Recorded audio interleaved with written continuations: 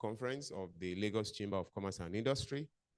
This group is the future of the chamber. I'd like us to have this in mind as we looked at this event today, inspiring tomorrow's leaders, navigating success in a challenging economy. As said earlier, we'd like to begin right now. As our custom is, we do begin all of our events with the rendition of our national anthem. I'd like to urge that we please be upstanding as we take our national anthem. Please, let's be upstanding. Nigeria, we hail thee, our own dear native land.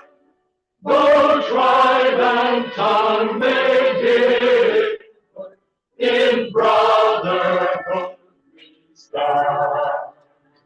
Nigeria, and proud to serve our sovereign fatherland.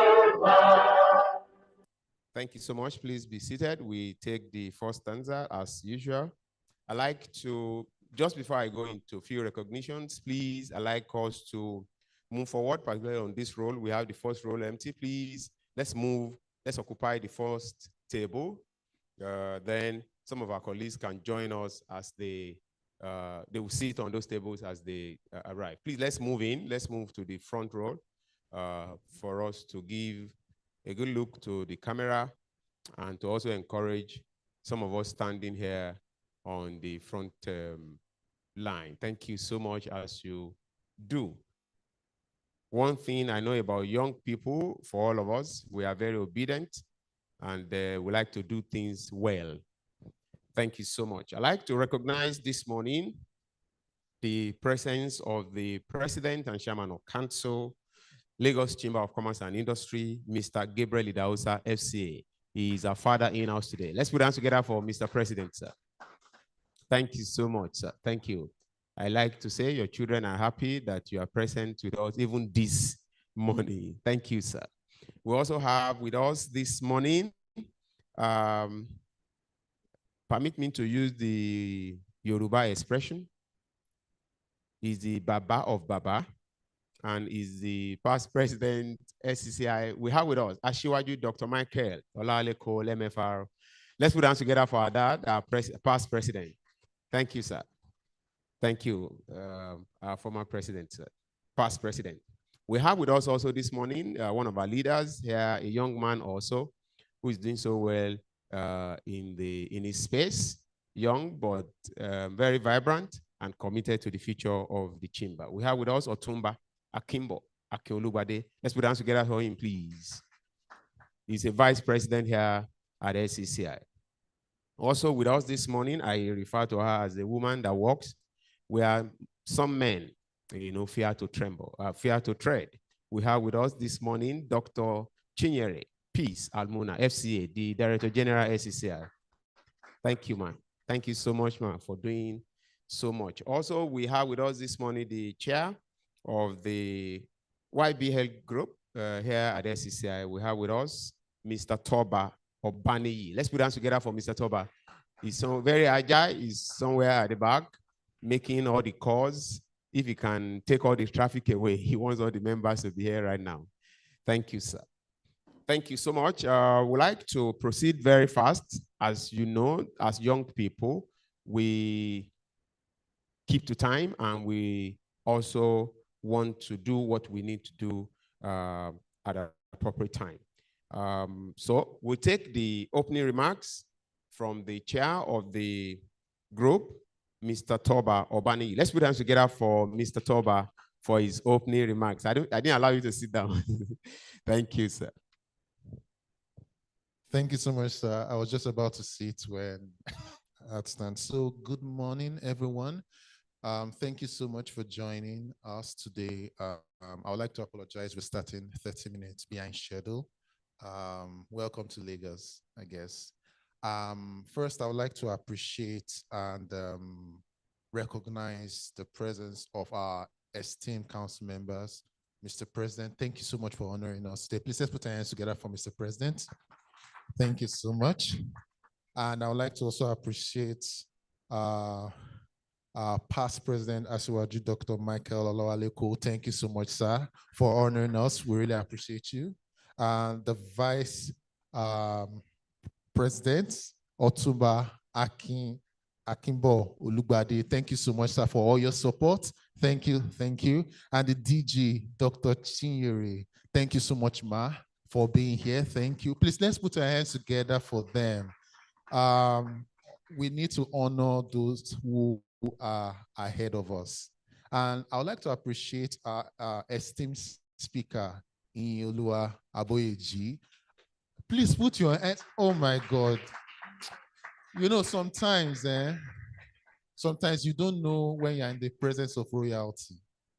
The guys who have gone ahead to do great stuff. And we're really honored to have you in our midst today. And we'll be hearing from him, sharing his insights on what he's done and what his thoughts are around, succeeding in these challenging times.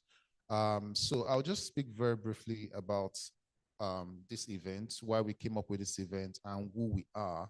So, but before I do that, I would like to thank everyone here. Please appreciate yourselves, put your hands together.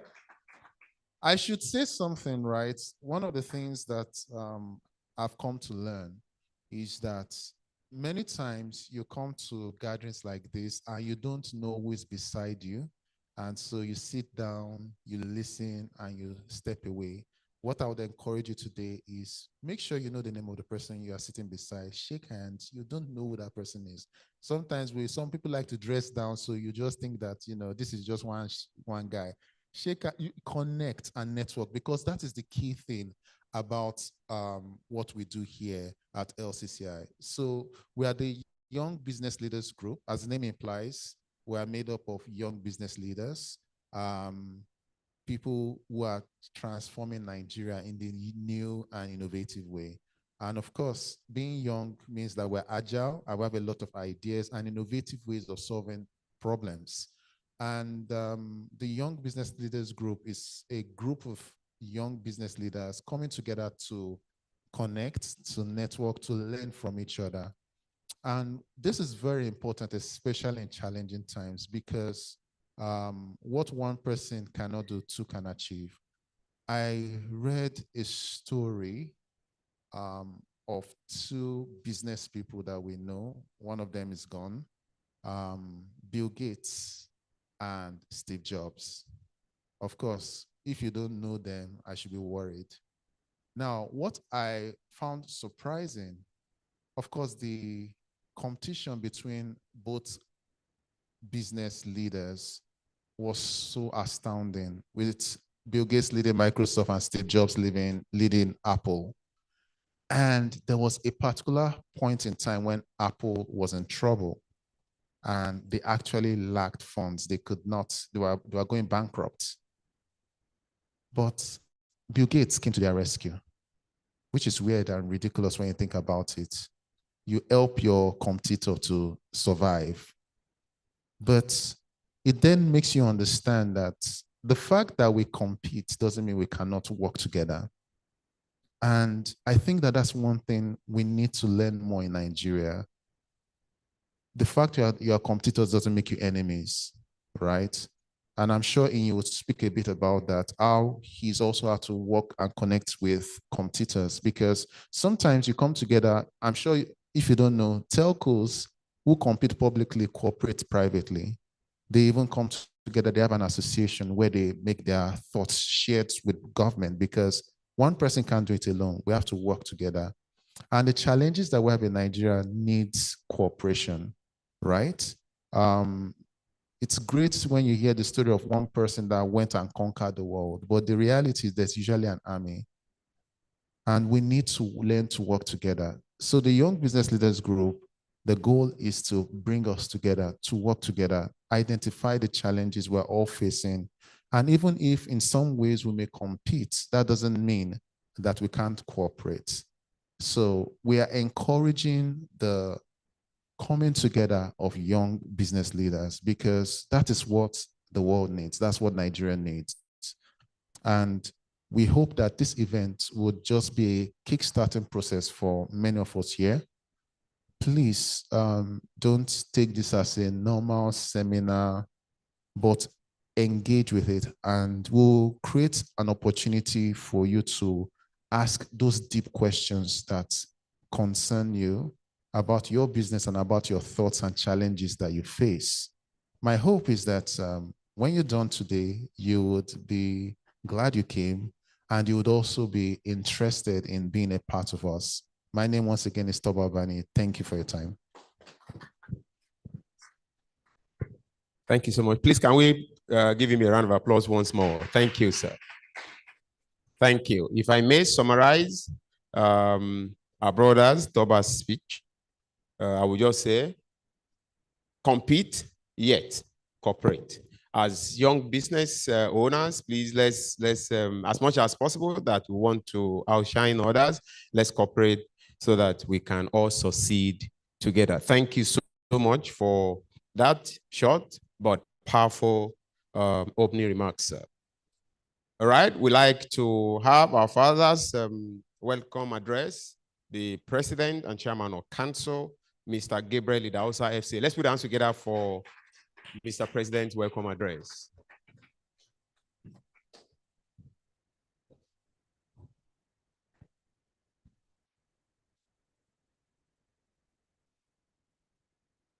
The immediate past presidents of the Lagos Chamber of Commerce and Industry, Asiwaju, Dr. Michael Olaoluko, CON, chairman of the Membership Relations Services Department and Vice President of the Lagos Chamber of Commerce and Industry, Otumba Akimbo Kinolubade. There are a few other leaders in the room, the DG of our chamber, Dr. Almona, of course, our host, Chairman Toba Bani. He is why we are here. Before I start the formal sort of speech, I want to especially welcome and thank Inyolua Aboyeji for being here today. A lot of us, of course, most of us know him from the demography I see in the room. And getting him to not be in Washington or New York or London or South Africa or anywhere else in the world, and to be sitting here with us, I think it's an achievement on the part of Toba Bani. So I want to thank you very much for coming. And I would like to say that he is, if you like, the future, the picture of what Nigeria should be and is going to be. Some people say Nigeria is hopeless, Nigeria is finished, whatever. But when you see people like him, and if you're others like him, you are wondering which Nigeria they're talking about. Is it the same Nigeria? So I want to really thank you for your finding time to be here with us.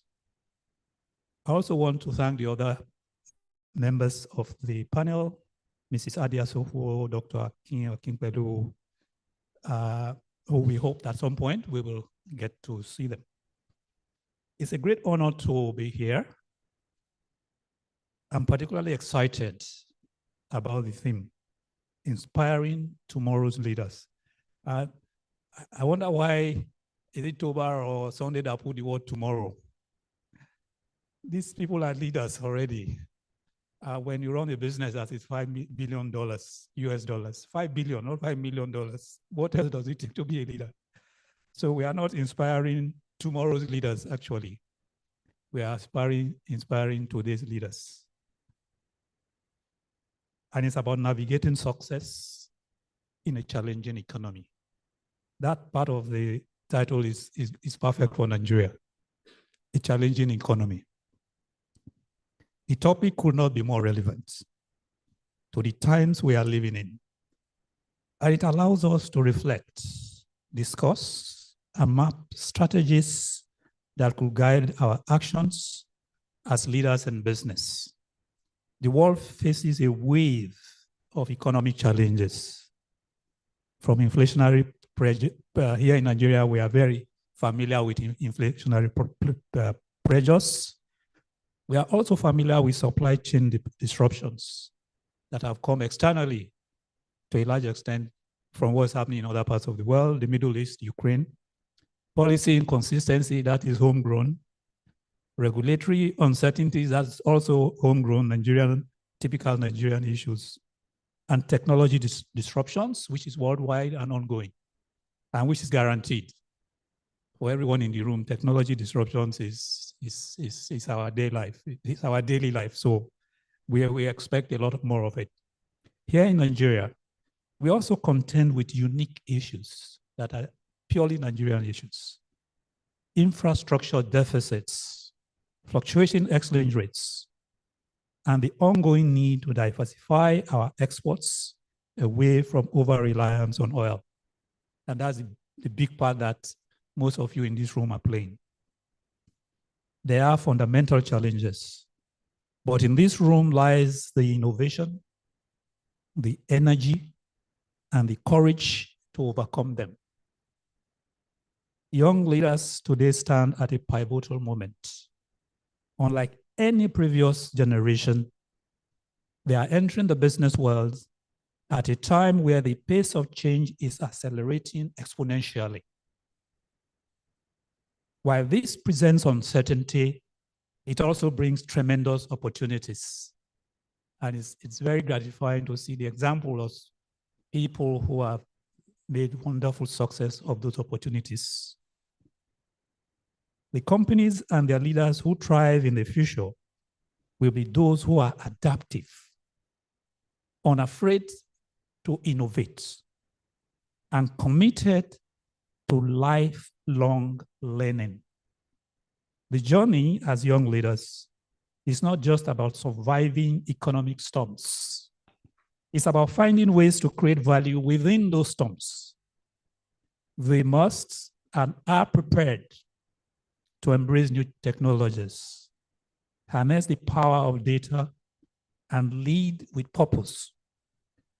They frequently are open to collaboration, just mentioned, within the Nigerian markets and globally. One critical skill every business leader needs in a challenging economy is resilience. This ability is to stay grounded and focused in the face of adversity distinguishes successful leaders from the rest.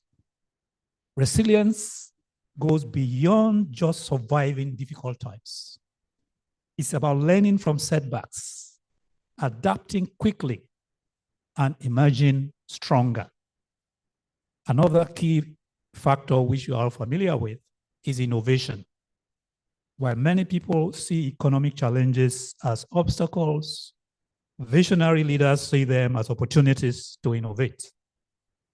Whether it's finding ways, more efficient ways to operate, exploring new markets, or creating entirely new business models, innovation is at the core of their strategy. In today's world, digital transformation is no longer optional. And we don't need to say that in this room. Maybe outside this room, you need to say that. Whether you are leading a small startup or a large corporation, leveraging technology to optimize processes, improve customer engagement, and drive business growth is at the top of your mind. We have seen how tech-enabled businesses have adapted quickly to market changes, providing a strong example of what success in business looks like. As we think about navigating success in a challenging economy, we cannot afford to overlook the importance of sustainability. Businesses today must embrace sustainable practices, not just for the sake of corporate social responsibility, but as a core business strategy. Consumers are more conscious than ever. Environmentally and socially responsible businesses are well positioned for long-term success. Young leaders in particular have a vital role to play in driving these shifts. In Nigeria and across the globe, we face unprecedented challenges, but with those challenges come incredible opportunities that we are best placed to maximize as young people. We need young minds prepared to challenge the status quo always, thinking critically, thinking boldly, thinking local, thinking global. They have the skills, the creativity, the entrepreneurial spirit to forge new paths, create jobs, and lead in their communities, and go on to lead globally. In closing, I would like to emphasize that today's challenges do not define tomorrow's future. Rather, it is the ability to rise above the obstacles that will determine future success. The Lagos Chamber of Commerce and Industry is committed to supporting young business leaders as they navigate these challenging times. We believe in their potential to lead profitable businesses and foster innovation, sustainability, and inclusiveness in the broader economy beyond their immediate space. I urge you all to seize the opportunities that lie ahead. It is necessary to be bold in your ambitions and to never lose sight of the values that make great leaders: integrity, resilience, and a commitment to lifelong learning. I thank you for your attention.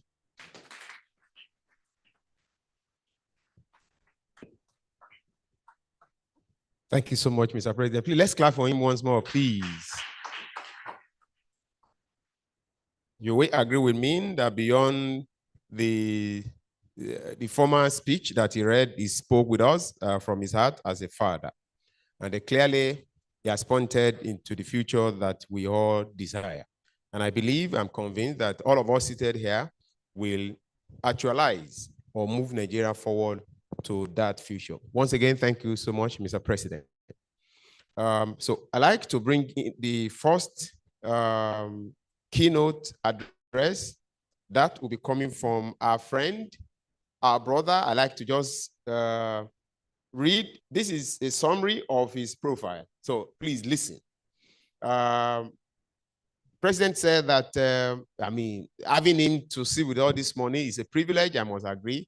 That he's not somewhere in, around the globe, seeing him on the TV, speaking on a global space. He's here this morning to speak with us. We have with us this morning our brother Inyola Oluwa Samuel Aboyedi, OON, born sometimes March 28, 1991, a renowned Nigerian entrepreneur celebrated for his influential role in Africa's tech and business sector. As a co-founder of Andrela and Flutterwave, Aboyedi has reshaped the global tech and payment landscape. His innovative work earned him a spot among New African Magazine top 100 most influential Africa in 2019, as far back as 2019. Aboyedi education began at Loyola Jesuit College, followed by studies at Columbia International College. He completed his bachelor's degree in international and legal studies at the University of Waterloo and in international development at St. Jerem's. In 2014, he co-founded Andrela, connecting Africa's software developers with global companies. In 2016, he co-founded Flutterwave. Let's put our hands together for him, please. Under his leadership, Flutterwave grew rapidly, processing over 2 billion in transactions annually. Wow. And attracting major investors like Y Collaborator, Combinations, and MasterCard. He currently serves as the general partner and co-founder of Future Africa, which supports mission-driven innovators and capital coaching and community. His previous role, including advising Africa Angel Network, now CREVC, and serving as Deputy Director General for OB Ezekwesili in 2019 presidential campaign. Wow. As young as he was then, Aboyedi also co-founded and shared Talent City Incorporation, focusing on creating innovative business environment. Let me go to the last paragraph. Honored with the Officer of the Order of Niger, ON, in 2022, Aboyeji now leads the Fund for Africa's Future, helping to build impactful technology businesses in Africa. He's also a board member for the Share Africa project, Rainbow Educational Services Limited, and Flimo Reality. His career exemplifies a deep commitment to driving positive change and growth globally. Let's put hands together for Inyola Aboyeji as he talks to us this morning on thriving in adversity, building success in Nigerian business landscape. Let's put hands together for him once again. Thank you, sir. Thank you very much. Thank you very much, sir. First of all, I would like to thank and recognize the leadership of LCCI for inviting me to speak here. It is indeed an honor to be speaking at this incredible national institution. So thank you to our president, to our past president, to the DG, and to the leader of our Young Business Leaders Group, and the vice chairman. Thank you all for inviting me here. I'm hoping that during the Q&A, we can get into a few nitty-gritties, but I wanted to spend the next 20 minutes just prefacing on the basis of the topic that I've been given, a few things that have been on my mind as I've reflected on the state of the economy the last year. I'm sure many of us can agree it has been an interesting year in Nigerian business. And indeed, God has just been our strength. I've never worked as hard as I've worked the last 10 months. I can tell you that, and I've walked through a lot of challenging times. But I think the first thing I wanted to say is that I'm actually filled with hope, which is a strange thing to say at this point in time about the Nigerian economy. I have never been more bullish about the Nigerian economy than I have been now. And I'm not a politician, so I don't have any reason to make a political statement. But what is my hope rooted in? I think, first of all, my hope is rooted in, obviously, first of all, my belief in God. For a long time, I addressed myself as a faith-driven entrepreneur and a faith-driven investor. And people always ask me, what does that mean? And it means that we see things that be not as though they were. But more importantly, because we see things that be not as though they were, we also see the things that, as even though they look like they're a particular way, do indicate another thing is coming. And that's how I feel about the Nigerian economy today. So there is not just irrational faith behind my belief in the Nigerian economy, but it's actually not just a track record of tests and trials to go by and past records to go by, but also an understanding of the deep underlying factors that drive what I believe will be another quarter century of growth if our government has the stomach to stick with the program. If, despite the cries, valid cries of the people, they stick with the program, and if business leaders in this room rise to the occasion, because we are the country's animal spirits. But let me break down those thoughts first as we move into the topic proper. The reality of our economy has been that for the since 2011, we have had a sliding productivity. We have had a slide in productivity. On a per capita basis, at a dollar level, we simply have not contributed enough to the global economy to warrant some of the excesses that we have engaged in. And unfortunately, the politicians were content to leave us as beef, first because not enough people had a long-term view about the economic damage we were doing to our economy, but also because it was politically convenient to leave it be, because they could pacify us on the political level, but they could also find something for themselves. You know, it's like the father that decides to feed the baby on a particular day where he's hungry, and he feeds the baby some, and he feeds himself some of the Cerelac. That is how the Nigerian government has been dealing with us for the last 23 years, 13 years, sorry. How? Well, you see, in 2010, I believe, you know, I was just newly starting to think about moving back. So I visited, and I was talking to a cousin of mine, and you know, what was his entry-level salary at the time? I think he was working at an Access Bank or something. And I remember at that time, I think his take-home was roughly about 100 to 150,000 naira.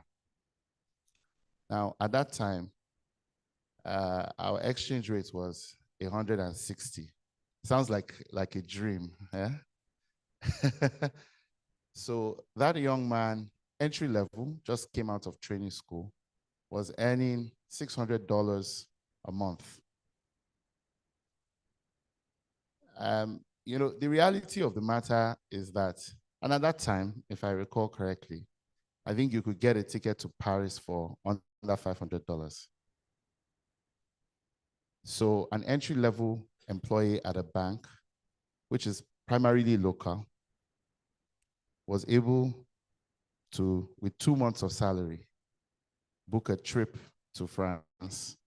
Even if he was going to stay at a cheap hotel, he would. And the question we should ask ourselves is that reflective of our productivity? Did we deserve that?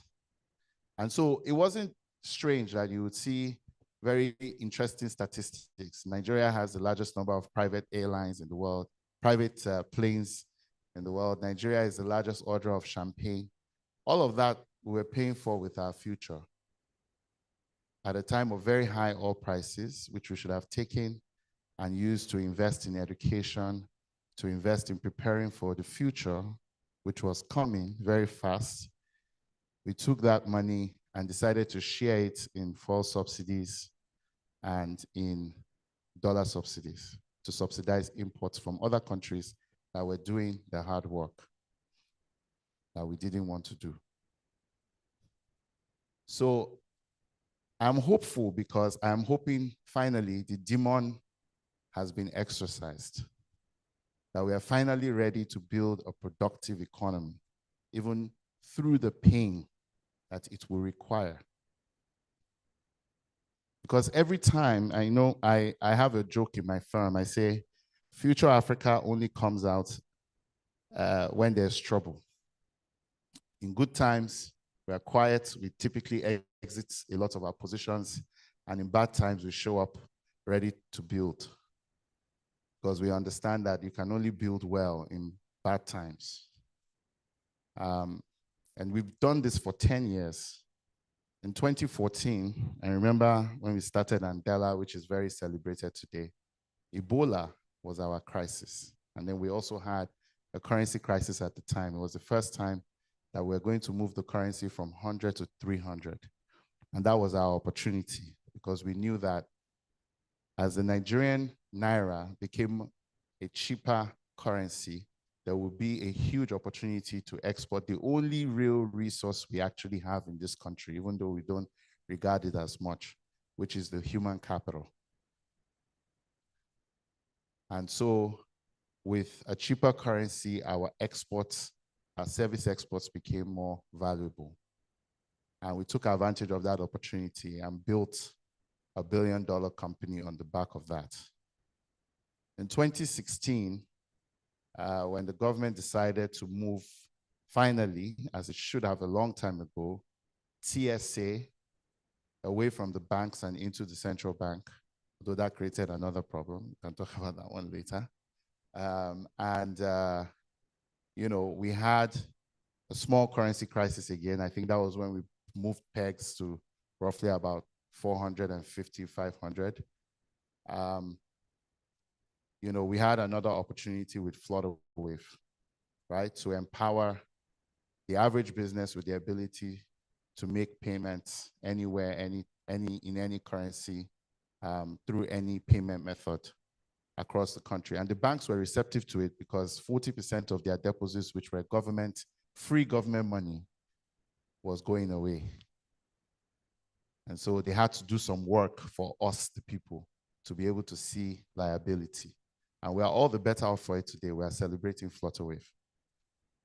In 2020, during COVID, we built another company called Move, which shifted the mobility landscape, right? At the time, it was becoming very clear to us, in spite of COVID, because we knew we would come out of COVID still in need of these transportation solutions.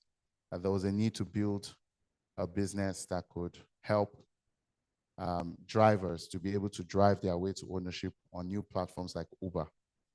And then we financed those cars and built an asset management business off the back of being able to finance those cars. For us as a firm, we've only ever built through challenges, because it is only during challenges that we see clearly enough as a country to make the tough decisions that make us better. Unfortunately, when things are good, we are careless. And that's a challenge. So here we are again in 2024, facing another challenge. But this time, it is not a challenge that can be managed like the other ones were. A few months later, we do some patchwork, rather than rip off the Band-Aid and let the economy be free. And let demand and supply make the decision, so that productive entrepreneurs can finally win. Not those who just have access to the government and access to subventions and access to favorable policy, but those who actually do the work to understand the customer's needs and deliver. And that's where we are. The government is broke. They don't have money for subsidies. That's the only reason why this is happening. I'm not under any illusion that this is happening because there's some economic genius involved. There is, and I have to give them that credit for making the tough decisions, but I have to also admit that it's because they've been pushed to the wall. But it is on the ashes of this phoenix of an economy that we are standing on today that we will be able to rebuild a new one. That's my belief. That's where my faith comes from. In my culture, I'm still a Yoruba boy. We say, Ile Oba to Jono, Ewa Lobusi. So, but it requires us to consider some facts, which is where I will talk about how to thrive through an economy of this kind and what I've learned about it. I think the first fact we must acknowledge is that indeed the palace is burnt. So any business owner that hasn't gone back, looked at their business plan from the good old days and put it to fire is wasting their time. You can't blame government for the economy. This is the market staring us in the face. And your survival is dependent on how you react. Despite what people might say, these things are here to stay. Dangote's fuel will not save us from high energy costs. We have to rethink energy. Next year, minimum wage will double. That's a new reality that we must start to prepare for today. Might some of us have to move to hourly wage models. Might some of us have to move to pay for performance models, because we need people to do our work. We have to start having a serious conversation about service exports. It's not just about moving goods and services across the border, right? It's not just about imports. We have to have a real conversation about service exports. Now we are at a more rational, somewhat rational level. But that also means that we can employ more people. We have to think creatively about our workflows. I was sharing with a friend yesterday, the same $10,000 that if you brought it into the country, even as 24 months ago or 18 months ago, $10,000 would employ roughly about 108 people at minimum wage. Today, even with the new minimum wage, we're employing about 185 people. That's an almost 100% increase in employment. So the opportunity is there. The world is hungry for our talent because India all of a sudden is now expensive. And in a world, a multipolar world like the one we're moving into, everybody is looking for non-aligned players to work with. India doesn't want to work with China. China doesn't want to work with India. US doesn't want to work with China. US doesn't want to work with Russia or Ukraine or Eastern Europe. There's so much going on in the world that we can take advantage of if we are willing to do the hard work. But it brings me to the second point, which is business leadership is required. And business leadership from the right quarters. The truth is our fathers and mothers have played their role. They have done their best, and we should let them rest. But they can't rest if we don't take responsibility. You know, they can't leave a vacuum. So how many of us are rising to the occasion? I keep saying, how many young people under the age of 50 are making investments at the quantum and scale of a Dangote? It should be a shame to us that the biggest investment in this country is somebody who, quite frankly, may not actually live through, I mean, not because of any ill wish, but just naturally live through to see the full impact of whatever he has done. Those of us with more life ahead of us should be more ambitious. But it also means that for us to get to that point, we have to work together. And I love what my leader, Mr. Toba, said. At the end of the day, this is a generational fight, not with other generations, but as a nation. What it looks like in 30 years is not going to be a function of what the people who are 60 years old today do. I don't know if somebody can hear what I'm saying. The people who can live through to see how we build our way to a better economy in 30 years cannot be 60, 70 years old. They will not be alive long enough to see it through. So what are we young people doing to step up to the plate? By collaborating, by supporting, by engaging, by defining the agenda for the next 30 years. Finally, we always have to keep our eye on the ball. And the ball is not our bank accounts. The ball is the average man on the street and how the businesses that we are doing impact that man. For a very long time, it's been about dollars and cents, naira and kobo. But now those are meaningless in this type of world. We have to watch that man and think about his best interest. We can't scalp him anymore. He has 70,000 naira, 85,000 naira to spend, and he's going to look for value wherever he can find it. And if it's not you, it will be the Chinese. If it's not the Chinese, it will be the Eastern Europeans. If it's not the Eastern Europeans, it will be the Americans. But it should be us, because we know these people well, and we love these people. So it's not about margin, it's about value going forward. And most of all, we have to just believe in the country.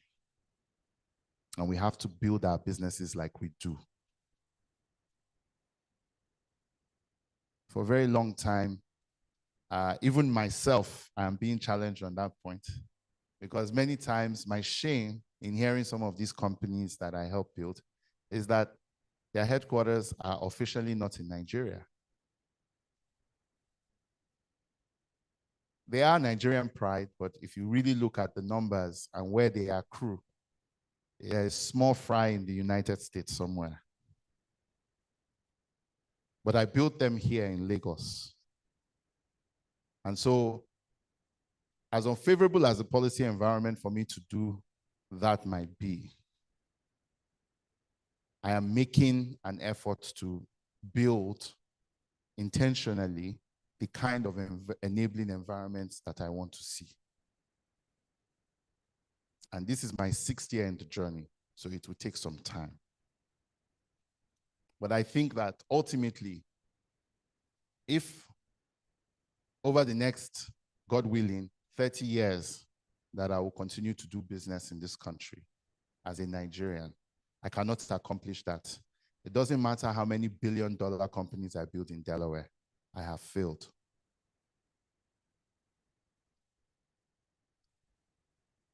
So how do we, as a business community, start to think long-term, start to think country first, start to think about our fellow citizens, start to think about the economy? Because at the end of the day, business is service. Yes, we may be making some money from doing the business, but it is first a service to the nation to bring to life the benefits of the economic policies. And the truth of the matter is that if things get better, it will ultimately be up to the people in this room.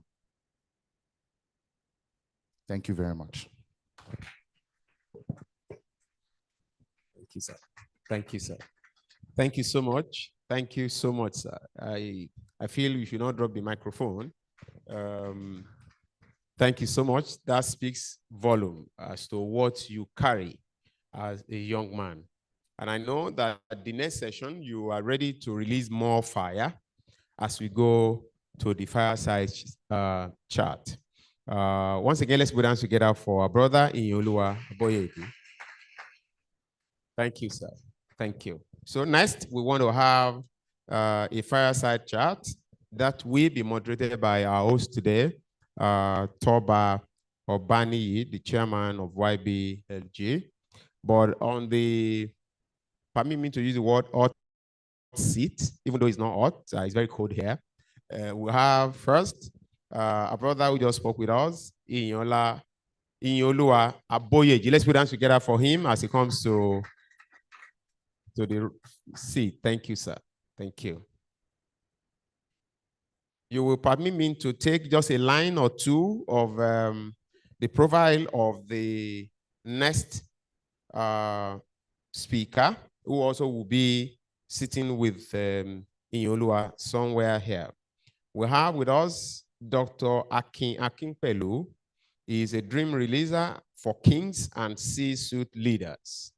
He is an official member of Forbes Coaches Council, performance coach, development consultant, author of several books, and keynote speaker. His purpose is to discover, develop, and deploy people and systems to their full potentials. He is the CEO of Akin Akinpelu Learning and Development, an innovative consulting, training, and research-driven company demonstrating expertise in the service industry par excellence. I take the second paragraph. He has consulted for many organizations and addressed millions of people in talks, training, coaching throughout Nigeria, Ghana, UK, Canada, Finland, Sweden, UAE, USA, and many other countries worldwide. He has helped to facilitate development projects, sister city collaborations, and public-private partnership and cooperation among communities. I have other 4 paragraphs. Please let me go to the last one. He also serves as a key speaker and trainer for developmental training, boot camps, soft skill, and school transformation exercises. He is an invited scholar and lecturer at the prestigious Eurocity Business School, where he is both a visiting lecturer and faculty member of Yadacity University, which focuses on blended and experiential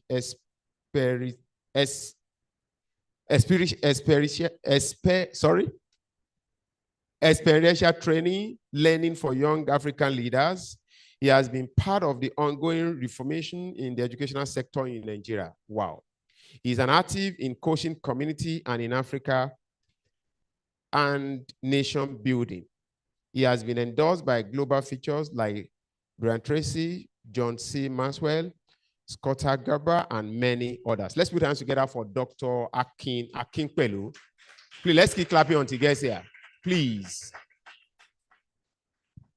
Thank you, sir. Thank you. Yes, this way. Thank you so much. Thank you so much. Your profile is intimidating. I will go and study it again. Ogatoba, you have the floor. Thank you so much. Good morning, everyone. Good morning, everyone.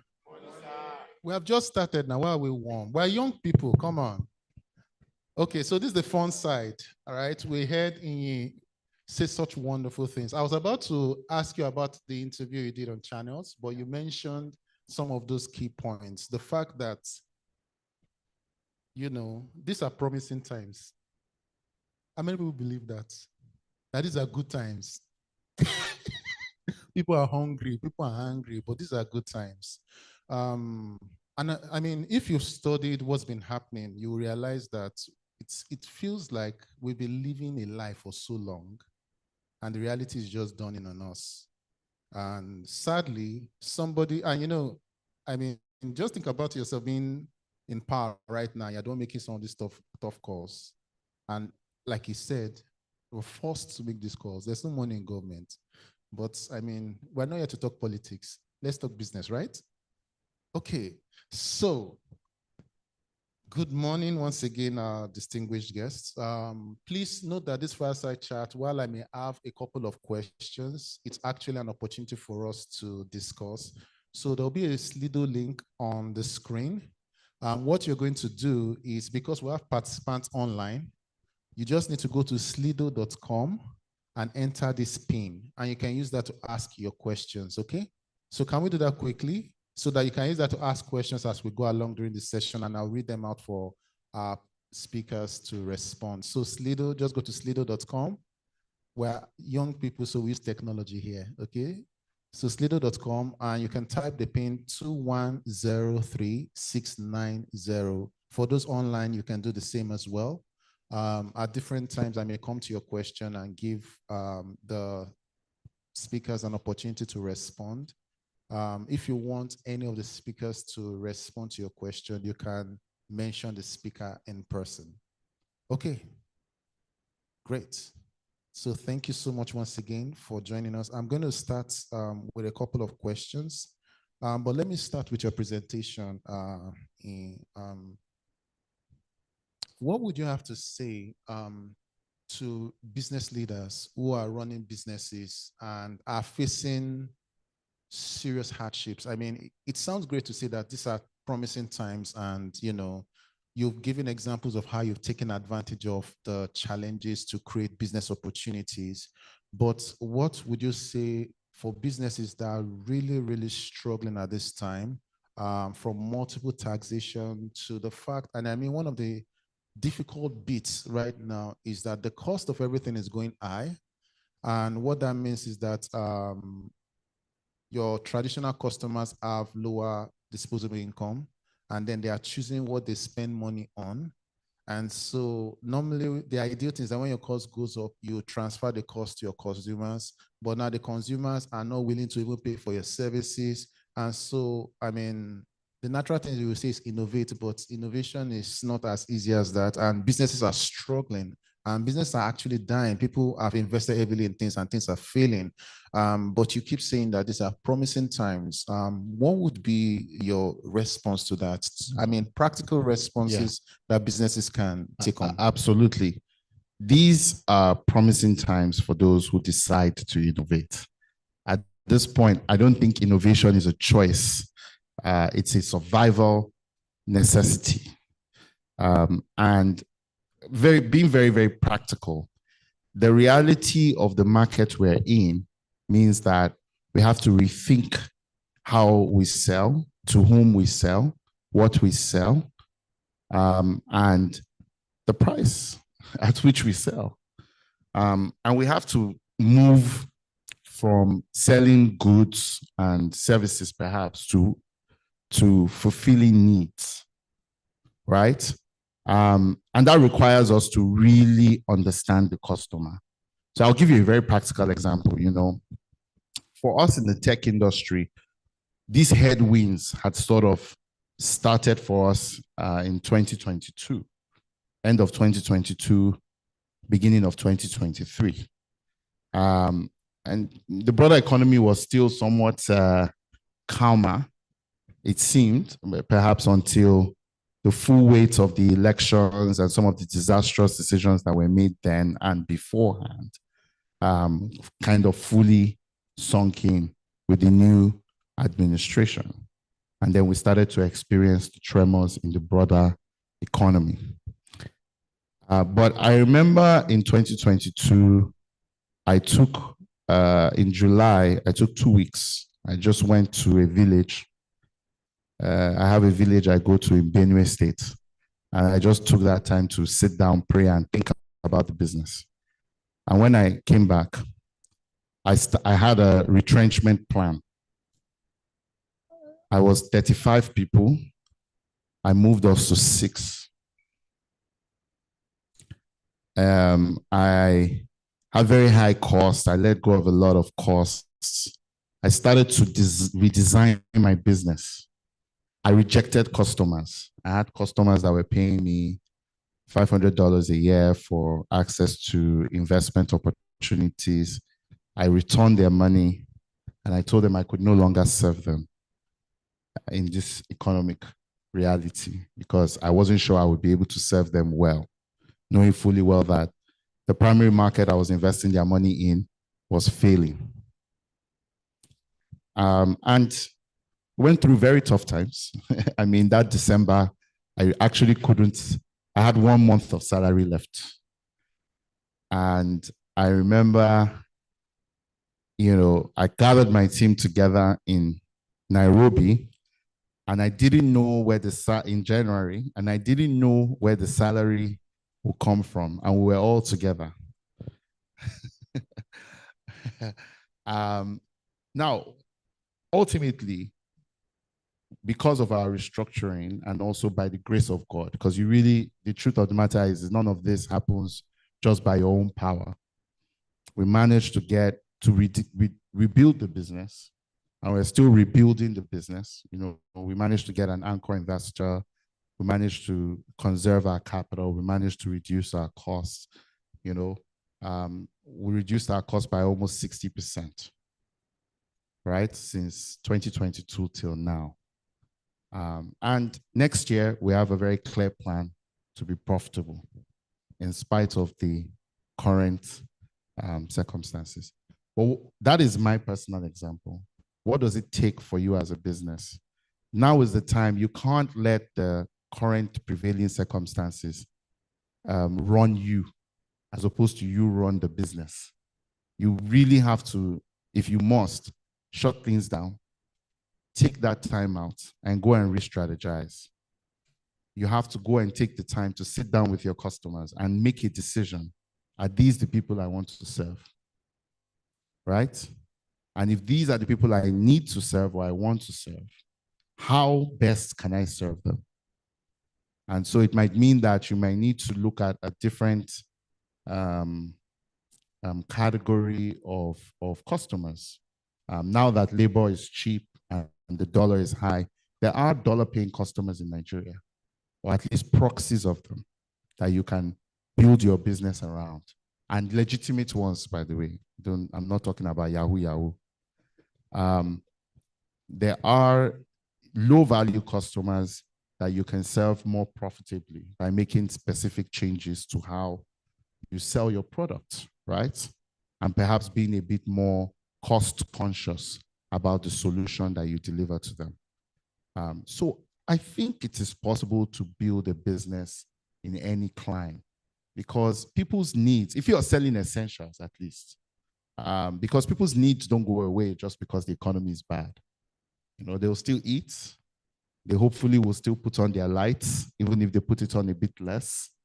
They will still celebrate each other when they have to. Maybe they'll do it with a bit more sanity, which is good for society, in my opinion. They will still need things, they will still need jobs. They will still, we will still have an export. We have a diaspora market that is now very buoyant and brimming with extra income to spend because their money is going much further. So there is a business to be done. The question is, are we ready to, come off our couches and get on the treadmill to build businesses that can survive these particular environments? Thank you so much for me. Let's put hands together for that. That's very wonderful. And thank you for being open and honest with the fact, because I mean, when we hear, from Mandela to move, from move to fast forward, just talking about, it sounds like we're just riding the waves, but it told us some real tough decisions you had to make. And talking about the fact that you have salary for 1 month left, that is really, really tough. It means that when we see success stories, they are tough times. And the fact that you're facing tough times doesn't mean that you can't surmount them. I'll give a very, very popular example. I know we're young people, but I don't think we're that young. How many people use BlackBerry here? You had a BlackBerry phone? I use BlackBerry Curve, BlackBerry Bold, and of course, they are no more, right? Of course, they made some bad decisions. Their phones could have been better. The OS could have been better. Apple came and just wiped them out of the market. But that BlackBerry still exists. They are not a security firm. They pivoted.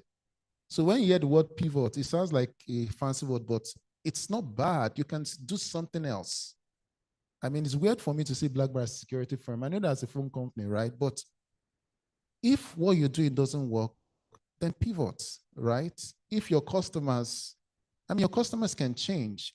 You may have been selling something that was cool before, but it's no longer cool. You change, otherwise it's just the way it is. But thank you so much for that. And Dr. Akin, now to you, I mean, this sounds like a lot of this is hinged on leadership, right? I mean, when you're running a firm, there's a bit of being an entrepreneur, but of course we expect that your business grows to a point where you have a team in place. And when it comes to the fact that you have to make some tough calls, like letting people go or even pivoting, like we mentioned, how do you think as a business leader, how can you manage that and still make it work? Because, I mean, it's not easy, right? What are your thoughts on that? Okay. Thank you very much, Toba. I would say that everything would fall and rise on leadership. So it begins from the perspective of leadership. You must not forget the fact that the reality of our times is that things are a bit tough, and that is what it is. So you know where you are part-time as a leader, as a CEO. In fact, the word CEO, when you say one is called a chief executive officer, the word executive there explains, is from the word execute. And what it simply means is that you should be bold enough to slaughter from the neck. That's what it means, to be bold enough to slaughter from the neck. So you know your realities, you can see your account, you know exactly what the company, you have to be real to yourself. Where I am right now, am I able to continue with the process or the operation that I'm running? Do I need to reduce? Do I need to let some people go? Do I need to get some add-ons? You have to be able to make that decision for yourself. And if you have to let people go, honestly, you have to do it. You heard what he said. I mean, I'm just hearing that for the first time, that he said he had just 1 month salary and he was just there with the guys. And the best decision to make is to reduce the staff or let them go. And when you let them go, of course, ensure that you have a good build-up process for that. Ensure that that is well documented. Do all that you can to ensure that you are operating within the bandwidth that can sustain you. And that's leadership. Leadership is not that you would always keep getting it the way you want it, but you should be able to work with what is happening to you part-time and deal. So I'll give you an example. There's an organization that I consult for. I think they're next to to Florida Wave. I mean, Florida Wave is the king there, and I think they're next to Florida Wave. So there was a time that they had this issue and they couldn't continue. And because they couldn't continue, they had about 35 staff. So I sat down with the management team and the C-suite leaders, and I said that this is not sustainable. Look at what you have, see your projection, see what the economy looks like, see what you're doing with diaspora engagement. Can you cut down your staff? So they, in fact, not just cutting down the staff, the organization literally closed, and they now started a 2.0 of that organization so that they can start afresh again and get their processes right. So I think that everything falls and to rise on leadership. You must be able to take tough decisions in the time that we're in. I hope that helps. Thank you. Thank you so much. But just to follow up to that, before you clap, I want to ask one question to follow up on that. How does it look when you run a business and then you close down? Doesn't it mean that you failed? How would it look to your customers when you come back again and say, well, here we are, we're version 2. Say you care. We're in a low trust, and I'm being practical, right? I don't know am I echoing your thoughts? I mean, we have a low trust economy, and we also have competitors who are aggressive. So even when you now come back again, don't you think that people will say that you failed before, you fail again? Why should I trust you? What are your thoughts on that? Okay, that's powerful. Low trust economy. This is what I would say. Be real to yourself. Be real to yourself. This is not working. I need to close down or pivot. And when you are doing that, let people know why you are going. And when you are coming up again, come up with a better strategy. I think strategy is the most important thing. Even when you have done something and you feel that it's like you in your house and you're going through renovation. Won't you pack out of the house? You want to entirely renovate your house. Your house is, you've lived there, it's beautiful, but you want something else. And you want to do a full-time renovation. You're going to pack out of the house. When you pack out of the house, you'll be somewhere else temporarily. And people can see that you packed out. Anybody who says at that time that you left your house, that now you are houseless and you can't do anything again, you'll be smiling because you know that I'm coming back into my house. And if I'm coming back, my house will be better. So it's strategy. And so if you can come up with, so you can't repeat the same mistake. So come up with a superior strategy. When you come up with a superior strategy, I think you can thrive. Thank you. Thank you so much, Doctor. Yeah, I thought this was a very important point to double down on, but perhaps from the perspective of a business owner, I think the biggest thing about closing down is how, not even why. It's how you close down. Do you close down with integrity? Because one thing I've learned is people remember how you close down.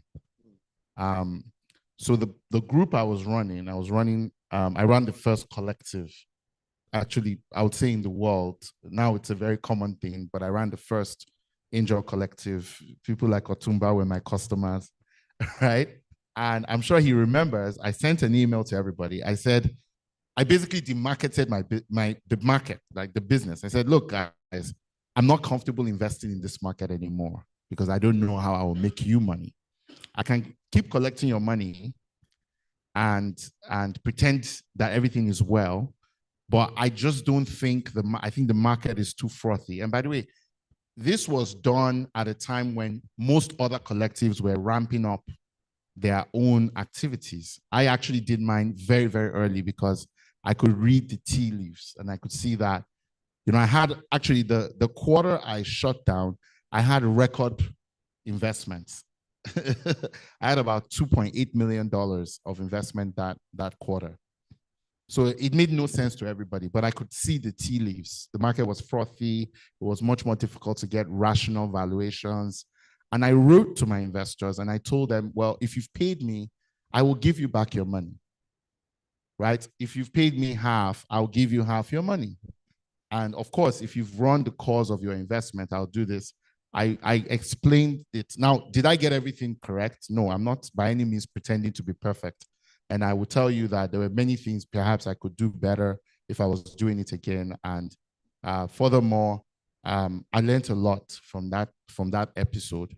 But today, now I'm thinking about coming back to the question of strategy.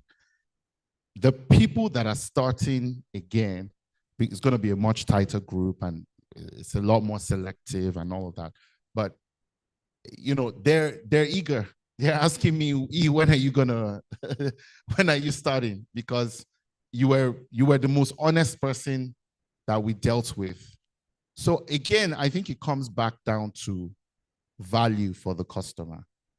If you actually create value for the customer, doesn't matter how aggressive the competition is. They may patronize them for a while because they're the only thing that's available, but they will always remember that the one person who can actually deliver on quality and value is you. However, if you take shortcuts in shutting down, naturally, people are happy to consider you a bad memory and never come back. So it's not about shutting down. It's always about how you shut down. Thank you so much. Let's put our hands together for both of them. Thank you. Wow. I hope you are learning something. One of the things I'll pick from this is that, I mean, you can't run your business based on sentiment. And, you know, you have to do what you have to do and just find a way to communicate it clearly.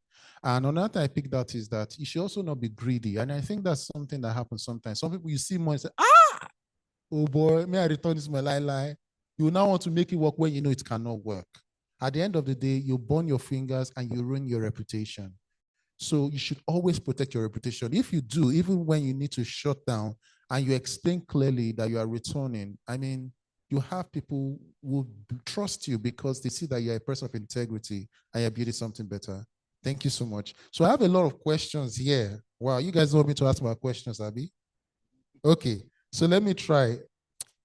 So there are two questions I'll bring together. The first one's asking that, please, for Nigerian businesses that intend to expand to the United States, basically for collaboration, what communities will help make this dream happen?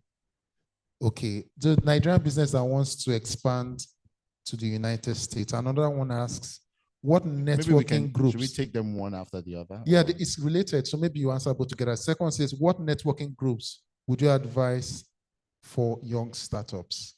Fantastic. Let me do the first one because that's actually an issue, an area I'm very interested in. I'm spending quite a bit of time on it. How do Nigerian businesses penetrate the US in particular, and then other countries? And one of the strategies that I've seen work, and now I've seen it, or I'm seeing it work, is the strategy of franchising. It's something that we don't really do, but it's something that is now becoming more and more important. So for us at Future Africa, we invest in tech broadly, but we have a special interest in food, energy, and jobs. That's like our mantra. And we own significant stakes in two of the country's largest cloud kitchens. So we own a big stake in Food Court, and we own a big stake in Eden Life. And recently, we've worked with both of them to do both, to work on franchising deals, both within the country and outside the country. So within the country, Eden Life is more focused locally. They've built a product where, you know, diaspora for $30,000 can set up their own Eden Life franchise. We cook the food in our cloud kitchen and we deliver on site. And then we employ the people that run it. And it happens to pay well because the food is cheaper than most other outlets, since we don't do any cooking on the ground and everything is solar powered. We don't have on-site costs. And then for Food Court, they're working through a bunch of deals of exporting some of their virtual restaurants, Nigerian concepts, to high density locations. There's a website, and I fear I might deluge it, but as an intending member of the chamber, I will be a bad member to not share all my secrets on stage. So there's a website called wefranch.com. Wefranch.com is a Nigerian-owned website, but they've done quite a bit. They actually have a pretty engaging community of diaspora who want to franchise Nigerian food and other concepts in the US. So if you're a brand that has great Nigerian recognition and you think that, you know, in immigration communities in Atlanta, in Houston, in Maryland, DMV area would appreciate your brand, they can kind of help you find the investors to basically take it there, right? And they build the franchise marketing documents. They help you with all the legal agreements and all of that. And I found them to be extremely helpful at doing a good job with it. And again, this is a way of exporting services. So that makes a lot of sense. In terms of startup groups, there are many. There are many. I usually just say, if find one that is particularly relevant to your industry interests, or build one if you think there's none.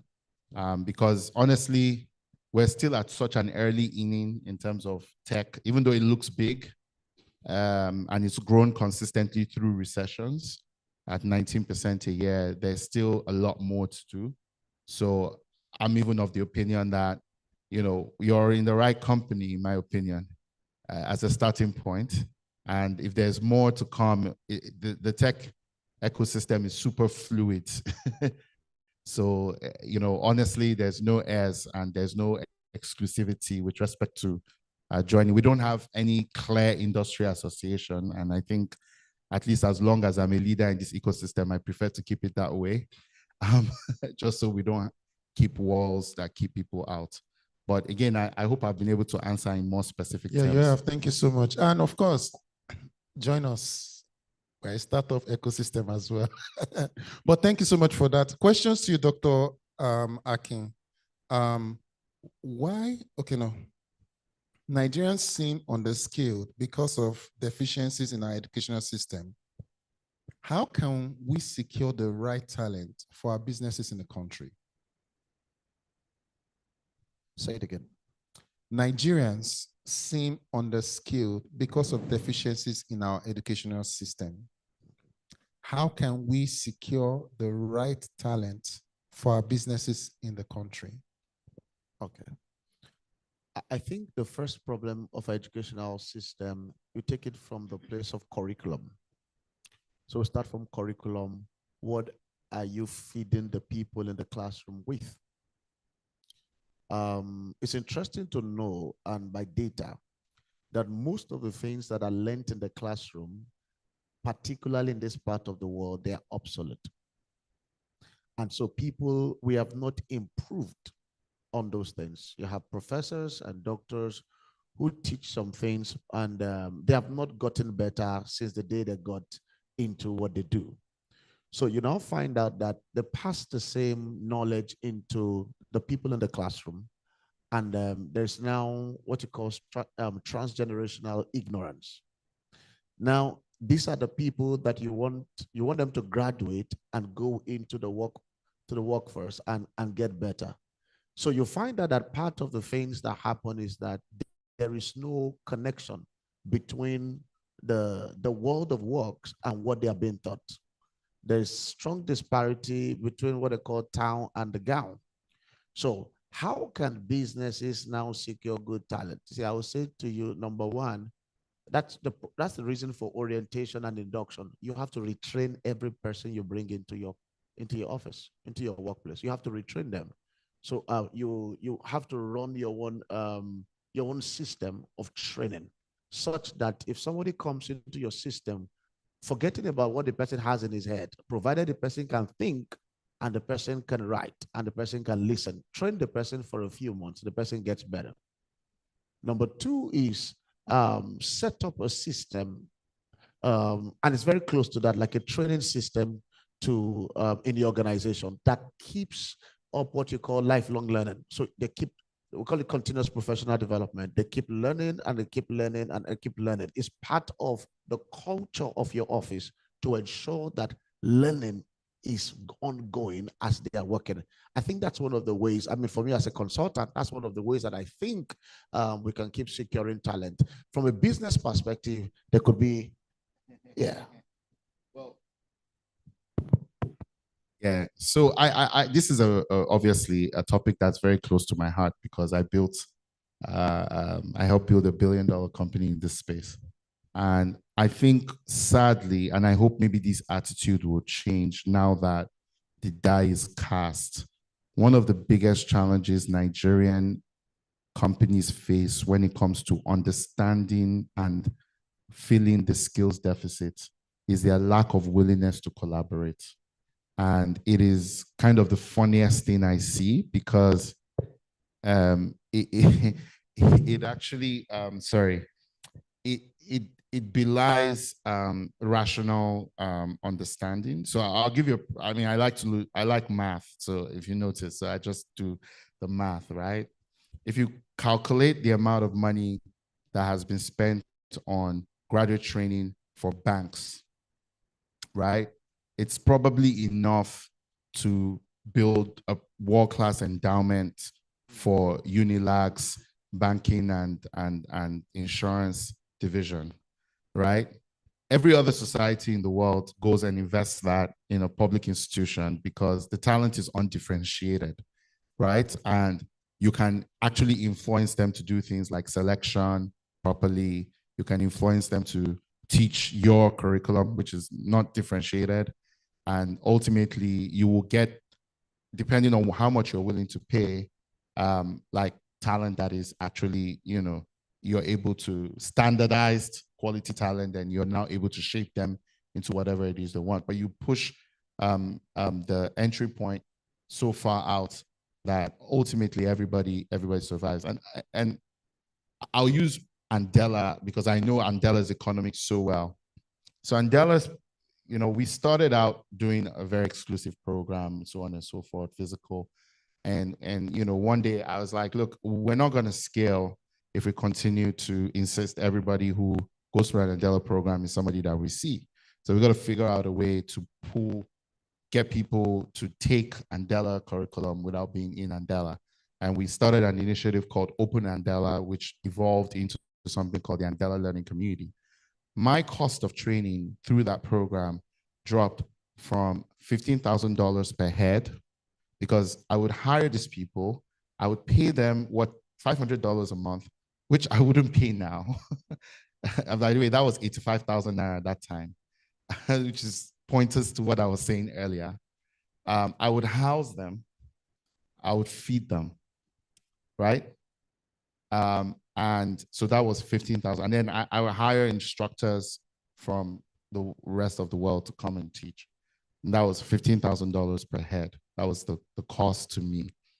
I dropped it from there by using just Slack, existing community, and having a lot of content pushed out.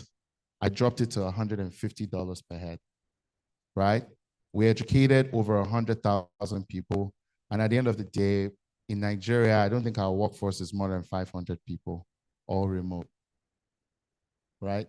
But on those 500, probably do easily about $35 million, right? So the ROI is more than enough. So I think there is a conversation to be had. Perhaps this kind of group can pioneer it, a real town and gown conversation. And Unilag, I know, is very progressive. LASU is very progressive. These universities are, for the first time, perhaps now that the largesse is also done, of strike today, strike tomorrow, and they're now thinking about other forms of income. There's a conversation to be had as business leaders to engage them and say, hey guys, can we have a conversation about the kind of talents we need? And can we help you achieve that? Because that's the conversation that business leaders in everywhere else in the world have with their university. I went to a university called University of Waterloo. It was a trade school. Literally, the whole premise of the school was, we need workers to build Canada. We're not even going to wait 4 years for these kids to graduate. 6 months in, they must work with us. And out of a 5-year education, they must spend 2 years of that 5-year education in the workplace. So they didn't even they didn't pussyfoot on what they needed. And they built an entire university designed around cooperative education, which is literally industry and academia. We got to get to that point fast, right? We have to get to that point fast. And the individual training, it's not going to work. It's a waste of everybody's time. It's not economical. It wastes your money, and it's something you can't sustain.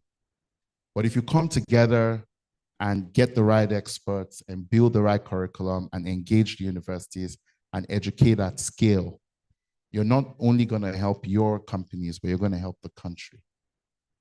Thank you so much. Let's put our hands together for them. That's quite interesting.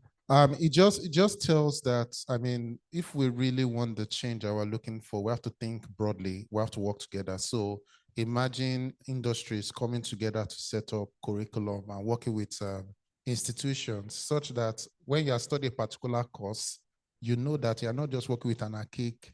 I remember when I was in school, I was learning machine language, Fortran 70 watts. And by the way, I went to OAU, in case you don't know. Let me sit down well. So it's not just any kind of school. But they were training you for who to employ.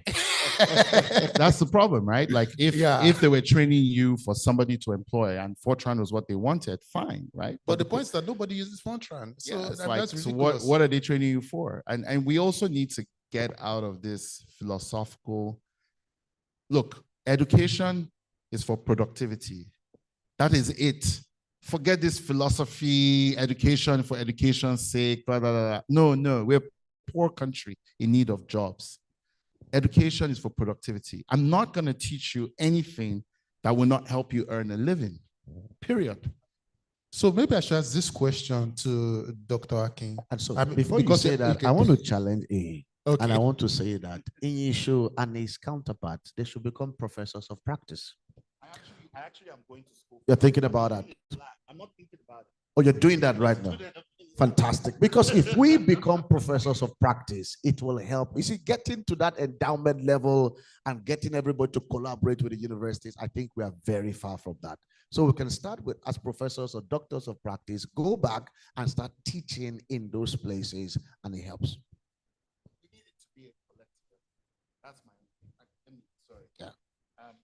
Not to push back, but before I went into the system, I spent a lot of time with Professor Adebisi at Unilag, Professor Michael Adenuga, Professor for Entrepreneurship Development. Great professor, one of the best minds we have in this country. And the reality is, we would rather go and spend money on a Stanford training course or a Harvard training course or Lagos Business School, spend millions of dollars than go to Unilag and build the next generation of talent. And it speaks to our priorities as an industry.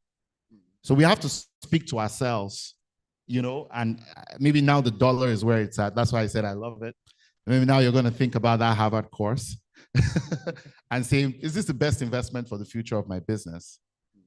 Or should I go to Unilag and support the next generation and invest in them, right? So I'm not going to waste my money going to Harvard because I'm the one doing the research, right? I'm just going there to do hard work if I want to learn. So I went to Unilag because it's cheaper, but also because it's closer to the problems I'm trying to solve. I'm not going to go and contribute my intellectual capital to Harvard or Stanford. You understand? I don't need the status. There's nobody they're going to introduce me to that I don't already know or need to know, right?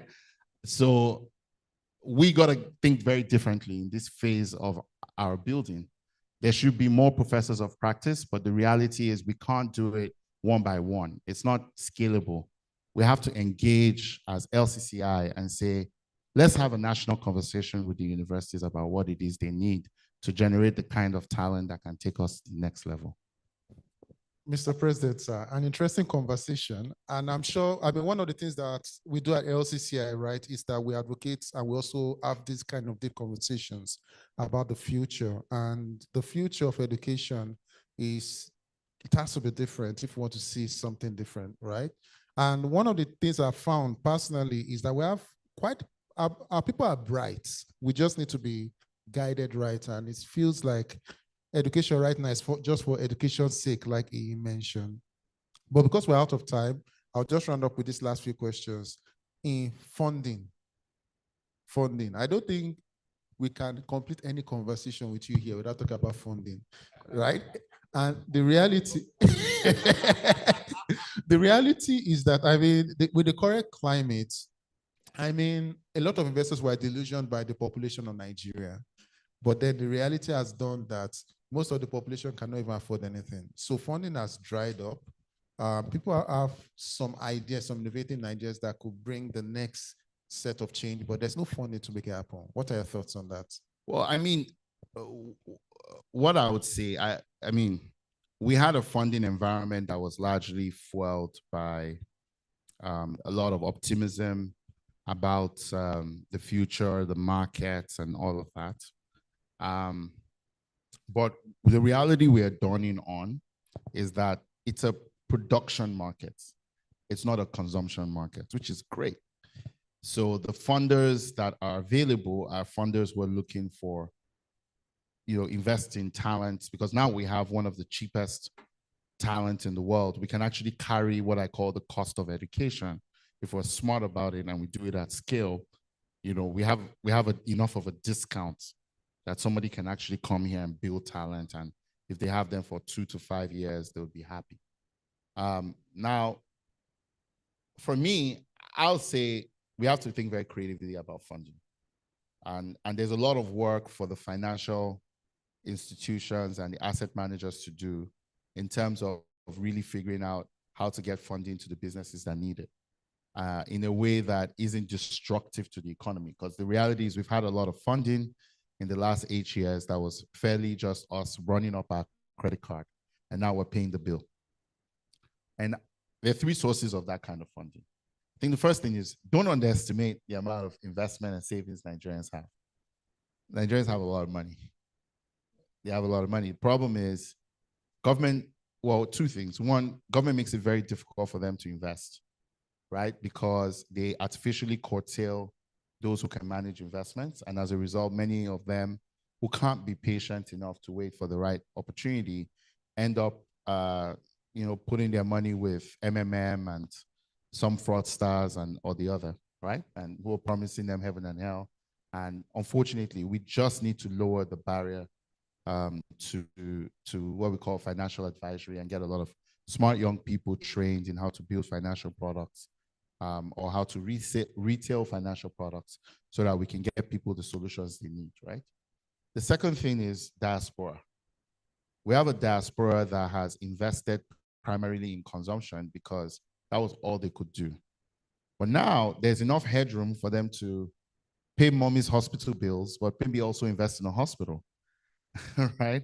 There's enough headroom for them to pay juniors school fees, but also invest in a great school. How are we organizing them to invest in Nigeria? Because they're the only ones who believe. I always say, this charity will begin from home, right? So I don't even pitch. If I think about my best investors, I don't really pitch outside of my country. I look for high-profile Nigerians abroad who are looking for serious business people to work with on the ground, and because of their particular interest, they are willing to pay up more. And then, finally, I think we need to think differently about impact capital, right? And really engage a lot of foundations, a lot of wealthy philanthropists, particularly those in the faith community. They're excited about Nigeria. And we're not tapping them enough because we go to them with overly commercial propositions that actually don't add value. And they're sort of like, not for me, right? Because for them, they're thinking long-term about Nigeria. They're not speculators. They're not like the folks that we've had here, the portfolio investors who just come in and go out on a flim. So there's a lot of navigation to do at a strategic level to say, and this is where collaboration becomes even more important, right? Personally, I think we're going to see a future where businesses of a certain industry and class that are competitors raise money together. They all come together and say, you know what, we're going to raise a $10 million fund for our industry, right? And if you perform, you access the capital, or we'll have some shared infrastructure that lowers costs for all of us, or we'll have some, you know what I mean? So I see that becoming more and more the norm. Maybe the heralders have been at the oil and gas company. I don't know how many of you saw that incredible picture for Renaissance, which is buying over Shell's assets. And you're like, wait, aren't you all competitors? How is it that you guys are buying up an asset together? But that gives you a sense of what's going to happen. And then perhaps the next phase will be consolidation when the banking industry, eventually those who couldn't raise money will have to go and figure out how they would merge and do what they need to do to be able to survive or not. That would be the next phase. And so I think that I'm very hopeful that collaboration around fundraising is the next vista. Thank you so much, Ian. And that's quite interesting because there was a time when funding was so surplus that people were getting funding even without any products. And I've heard of some interesting examples of how people have bought Oma Jeeps and lived the life without doing anything. But now that funding has dried up, it means that we have to get more creative. Our products have to really solve long-term problems and not just be fanciful, right? And coming together and working together, I mean, you'll be surprised that there's some other business that does basically what you do. And if you guys can come together, it can become stronger together. So thank you so much for that. And my last question to you, Dr. Akin, is that, I mean, we've spoken a lot about the things that businesses have to do on the outside, from the product to funding, but from the inside, we've talked about talent building. We've talked about, taking the right steps to, ensure that if your business needs to pivot or if you need to reduce your team size, you take those steps. What would be your last thoughts on a key thing that business leaders need to do to ensure that their business survive these troubling times? All right. What I will say finally, I think he said it, is collaboration. That's like your survival skill that you need to have as a business leader in this time that we are in. You must be able to collaborate, please. Thank you. Thank you so much. Please, let's put our hands together for our speakers. So before they go, sorry, please.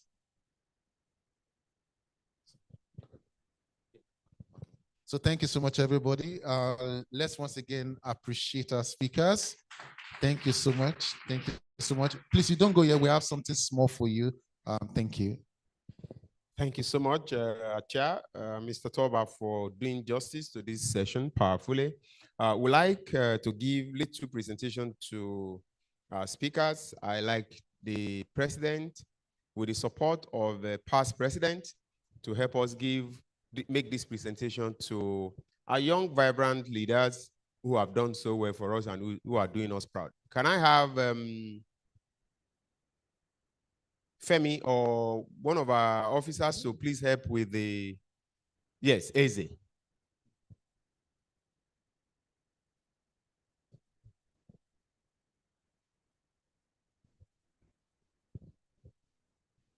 Is Francis around?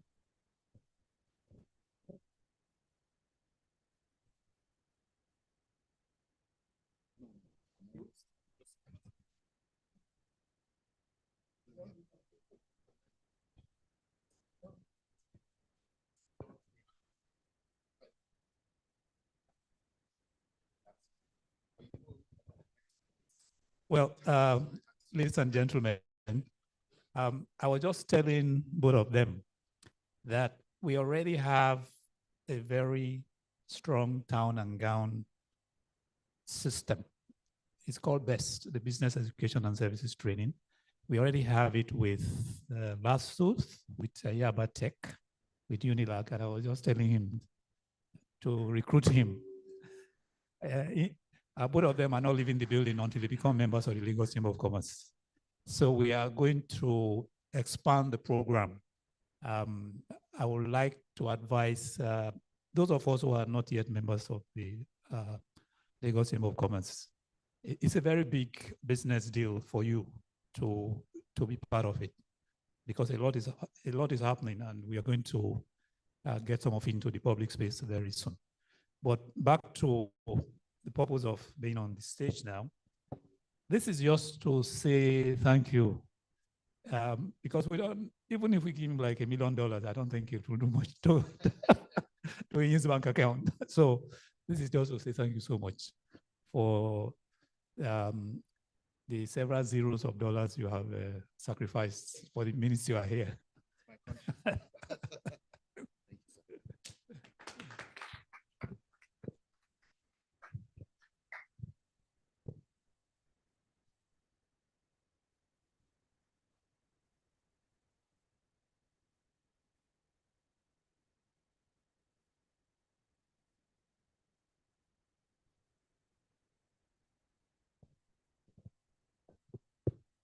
Also, Dr. Kimpelu, there's always a day and a time to catch someone, and we caught you today.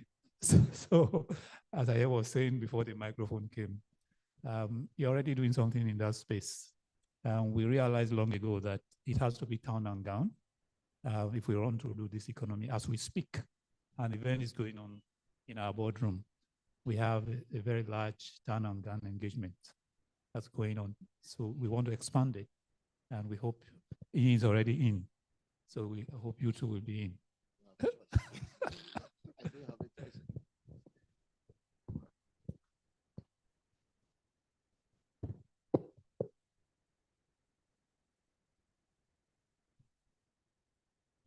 Thank you so much, sir.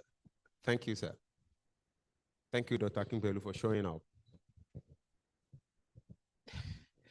Thank you, sir. Let's put hands together for president and past president as they get back to their seats. All right.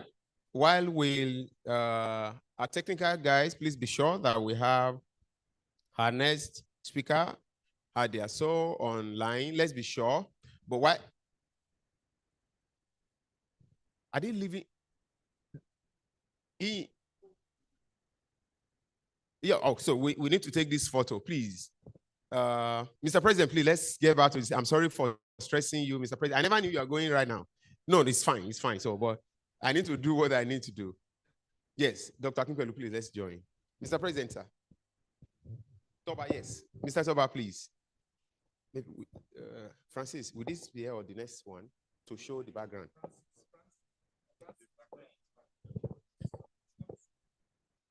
To this one? Okay. President. Mr. Toba, please. Here. So, this way, sir. No, this way. We'll take this first. Let's take this first. Then we'll bring her in. Just 1 minute. Sir, let's be here. Yes.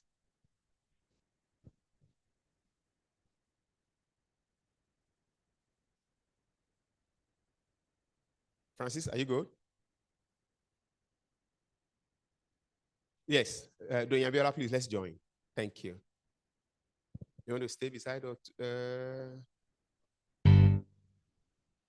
So, what do you want to do? Are you I'm good? here, baby. Thank you so much. Thank you. I'm ready, Thank baby. you. I'm waiting on you. Believe me. I'm just waiting.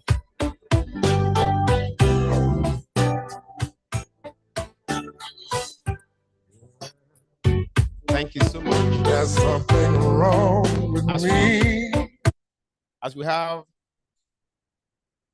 in Aboyeji, who needs to quickly move something to something else, we like to take what is next on our program just before we wind up. We have a presentation by Adiaso is a dynamic technology leader who specializes in building, operating, and scaling technology ventures. With a proven tracking record, she has designed and scaled tech-driven platform companies in emerging markets, driving businesses to exceed $100 million in revenue. Hadia holds an MBA from Northwestern University's J. Hale Kellogg School of Management, and a bachelor's in engineering from University of Sheffield. Most recently, Adia served as the Chief Marketing Officer for MTN Nigeria, where she spearheaded the launch of Nigeria's first and market-leading 5G network. Her career also includes role as CEO of Tribe Agric, where she successfully led a company turnaround during the COVID-19 crisis, and as VP of Growth and Managing Director, Nigeria at Migo, a machine learning power instant credit platform that pioneered digital lending in the country. Earlier in her career, however, Adia was the director of digital business at Nine Mobile, where she partnered with startups to deliver innovative mobile services. Beyond her executive roles, Adia is a champion of the African tech ecosystem, advising and serving on the boards of various startups. Combining deep expertise in technology, marketing, and operations with a background in engineering and management consulting, Ms. Shaw is recognized for harmonizing strategic vision with operational execution and excels at uncovering hidden opportunities in challenging environments. Ladies and gentlemen, put your hands together for Mrs. Hadia Sow as she takes her time.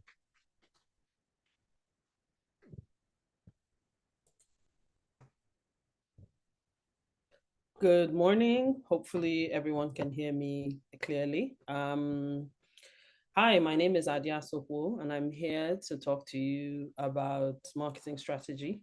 I have quite a perspective on this, having led organizations and most recently been the CMO of MTN Nigeria, where marketing was a part of my overall job. That job really was sort of managing the consumer business, so all of the products, communications, modifications, customer research, analytics for consumer products for MTN was my remit. And I've been invited here today to have a chat with you about marketing your businesses. But I wanted to take this from a slightly different angle.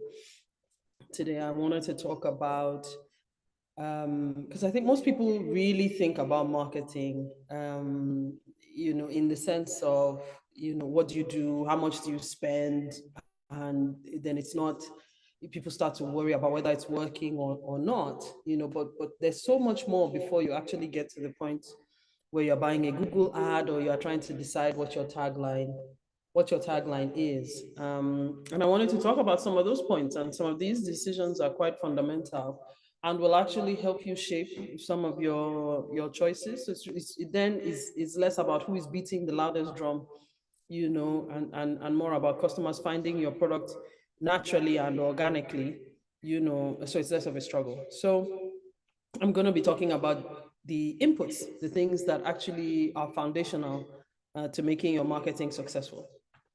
Okay.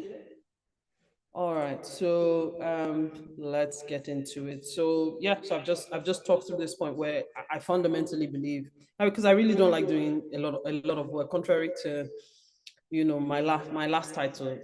Everybody thinks I sort of, if I see a nail, it's the hammer I used to hit it is marketing. But that couldn't be further from the truth. I actually like to do as little as possible. But it really just depends on how well you understand your business and what you're giving to your customers. So we don't have a lot of time. So I'm just going to go into some of the things that I think are key. Okay, so one of them is distribution. So a lot of people, don't recognize that. I think in this market, in our market, distribution, I think, is more important than marketing. And partly because marketing is a communication exercise, right? And we speak 200 languages in Nigeria. And there's a spectrum of how well these languages are understood, right? Or how well English is understood. Okay, so you're not talking to people that speak the same, language. And then on top of that, how do you even reach them? Not everybody is online. Not everybody has a TV. So if you run an ad, not everybody is going to see it. You're not sure if your target market is going to see it. A lot of these media channels, don't necessarily have enough data to help you understand who can actually see what you are, what you are communicating in your campaign. We have an idea, we take a shot, but how accurate is it? So we're not really, it's very tough to have a contiguous single campaign that covers the country without spending a ton of money. Okay, but this is where, distribution, which is not as easy, but also within reach, actually, is more important in this particular matter. And let me explain. So I've already talked through why accessing the consumer sometimes, especially in a market like this, right, is more important. And sometimes here, if you don't get it right, you can spend a lot of money on a marketing campaign, but then if your product has not reached the end user, what have you really done? You've just spent money and your product isn't even available for the customer to make a decision. But you know what? I think in Nigeria, a customer is just as likely to walk through or walk past a storefront, right, where your product can be visible, as they are to walk in front of a media channel where you'll be talking about your product, right? So, we need to really, really weigh and position the two and make sure that we're actually spending as much effort on distribution as we are on marketing, okay? Our society generally, we don't have a lot of trust infrastructure. Trust infrastructure is a conversation for another day, but customers start to trust you when they see your product consistently, right? And especially in markets like ours, it's not enough to just say it. It's not enough to just put it in an ad. You have to deliver. You have to deliver on a product promise. It has to be present for the customer to see. And Nigerians are particularly sensitive to product availability. So physical presence is a sign of reliability, right? And sometimes that can be more persuasive than a marketing campaign, right? And then because there are so many different businesses around, it may even be beneficial or even more fruitful, right, to strike up a mutually beneficial partnership, right, that allows you to place your products with another company that sees the type of customer that you're after, right? So, you chasing product placement allows both companies to benefit, right? Potentially, maybe they get a cut of whatever they sell and so on and so forth, right? So that way you are spending money, but you're spending money at the point of consumption, and you're able to actually validate truly whether it's a channel or a product placement partnership is working. You will know from the sales, rather than purchasing marketing where you spend the money and you are not really sure, that you now start waiting and hoping for the sales to come through. Okay, so I think it's really, really important that for whatever products you have, you should ask yourself, at the very least, what's more important in this particular sense, distribution or marketing? All right, and let me give you some examples for what distribution looks like for a few different businesses. So for physical goods, distribution looks like partnering with potential retail partners, like I mentioned just now, pop-up shops, pop-ups and marketplaces, right? So going where people gather, right? So imagine every Sunday you go to a particular, farmer's market that shows a new set of goods and services, right? So you want, to be seen there on a regular basis, then you can be found, then you can be relied on, then customers will be loyal, okay? In terms of services, create avenues for your product to be referred to from one customer to another. So basically, if I have a particular product that I like, make it easy, for me to tell my friends about it. So, there are many ways to do that. If you have an app-based business, you can give an incentive, but by the way, this is also a side note, you don't always have to give a financial incentive. Okay, there are many ways to incentivize human beings, right? But I think we overuse financial incentives in Nigeria, actually. Apologies. Okay, we overuse financial incentives in Nigeria, but that's another matter. So for service-based businesses, use referral programs. Find ways or instances where your customers may be talking, and then make it easy for them to mention you and recommend you, okay? You've seen this before, you've done this before, right? Imagine your business and build this mechanism into your business, okay? Digital products, you can use people that are influential in your particular audience. You've got to be very careful here though, but it's not every time that an influencer works. Sometimes, they end up being as hard to measure as, billboards, but you have to actually make sure that you are matching your product with the influencer, and the influencer is using your product in a way that is natural to them, and hopefully the users that they have, or the followers that they have, will naturally respond and have those similar needs, right? And then also work with the App Store. Okay, so if you've got negative comments, address them. If your rating is low, address that. Get customers to help you step up your ratings, and so on and so forth. Yeah. Okay, food and beverages, redistributes. Like, for instance, I was talking to a founder that has a small hot oil, and I said, look, cross promote with, like, eateries. Go there, have your oil right at the counter. Either they put one in the middle of the table, or at the point of sale at the counter, they can actually sell your oil as well, because it goes well with their food. So there are many different ways. You can just make sure that your product is present where your customer is about to make a buying decision. Okay. All right. Now, I think it's also really, really important. I don't see this enough. People think this is theory, but it really, really isn't. I think it's really important to know your customers. Okay. So I think that you almost need to know your customer, if you tell them a story about themselves, they may almost find it hard to believe that you know them so well, right? But you need to know who they are, what their goals are in life, what problems they face, what do they care about, what's on their mind now, in a year, in 5 years, in 10 years. You have to actually start putting yourself in your customer's shoes at that granular a level. Okay, and it matters because the better you know your customer, the easier it is to create messaging that drives them to action. The messaging will almost write itself, but it has to really, really come from a deep, deep understanding, of your customer. What do they do in the morning? What do they do in the afternoon? How do they take a break? How do they unwind? How do they socialize? Right? And understand that in the context of where your product fits in or not. And then you can get this information from conversations, observations, surveys, interviews, market research, to build out a persona of your customer group, or your customer or customer groups, right? So that you can figure out how to communicate with them. So I'm going to give you a story here about, someone we're going to call Eric. That's a loyal Coca-Cola customer. This is a summary on this page, and this deck will be shared. There's a link to a much richer customer persona of Eric, right? So Eric has grown up drinking Coca-Cola. So it's a staple. It has been a staple in his life. He's now 28, right? That's in the Fuller document, right? He's now 28, an adult, working, has his own home now, right? So for him, Coca-Cola, the brand, has been something that's been present in his life from youth to now. So it continues, and it has come to symbolize relaxation and celebration. So having it in his house is a given, right? So how do we make sure? So when you're trying to translate this into action, how do you make sure that Coca-Cola is always present, with Eric? Do you turn that into like a subscription, right? Now, for Eric, based on his goals, right? Coca-Cola is a quick, affordable drink to just take a breath and refresh, right?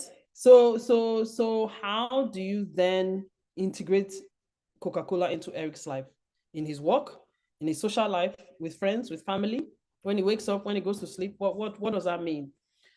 Based on his behavior, you see that Eric, Coca-Cola is part of Eric's life in his social connections. It plays a central role. Like, the way people say it's not a party if there's no jollof fries. For Eric, it's not a party if there's no Coke, right? So how, again, this is you getting to know your customer, and then, by this point, you've gone through a few points now, based on background, based on goals, based on behavior, right? And then you can now start thinking about, okay, what are the different ways we can reach Eric, talk to Eric, position to Eric, and so on and so forth.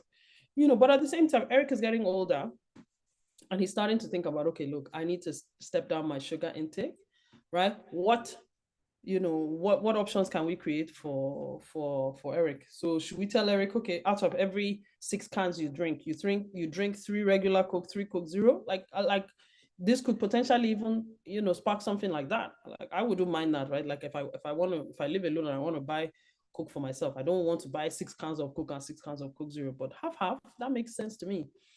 You see, but see how this is all coming naturally. I didn't think about any of this. It's just, you just start from the persona and these things just, they come out. Okay, so I would encourage you to take a look at the longer persona. And with AI tools now, it's really easy to just find a very good template and then, work with AI to fill out those gaps for your customer in whatever markets they reside in. Please remember, AI can be generic, so it's going to be really important for you to infuse your local realities, but I'd encourage you to do that.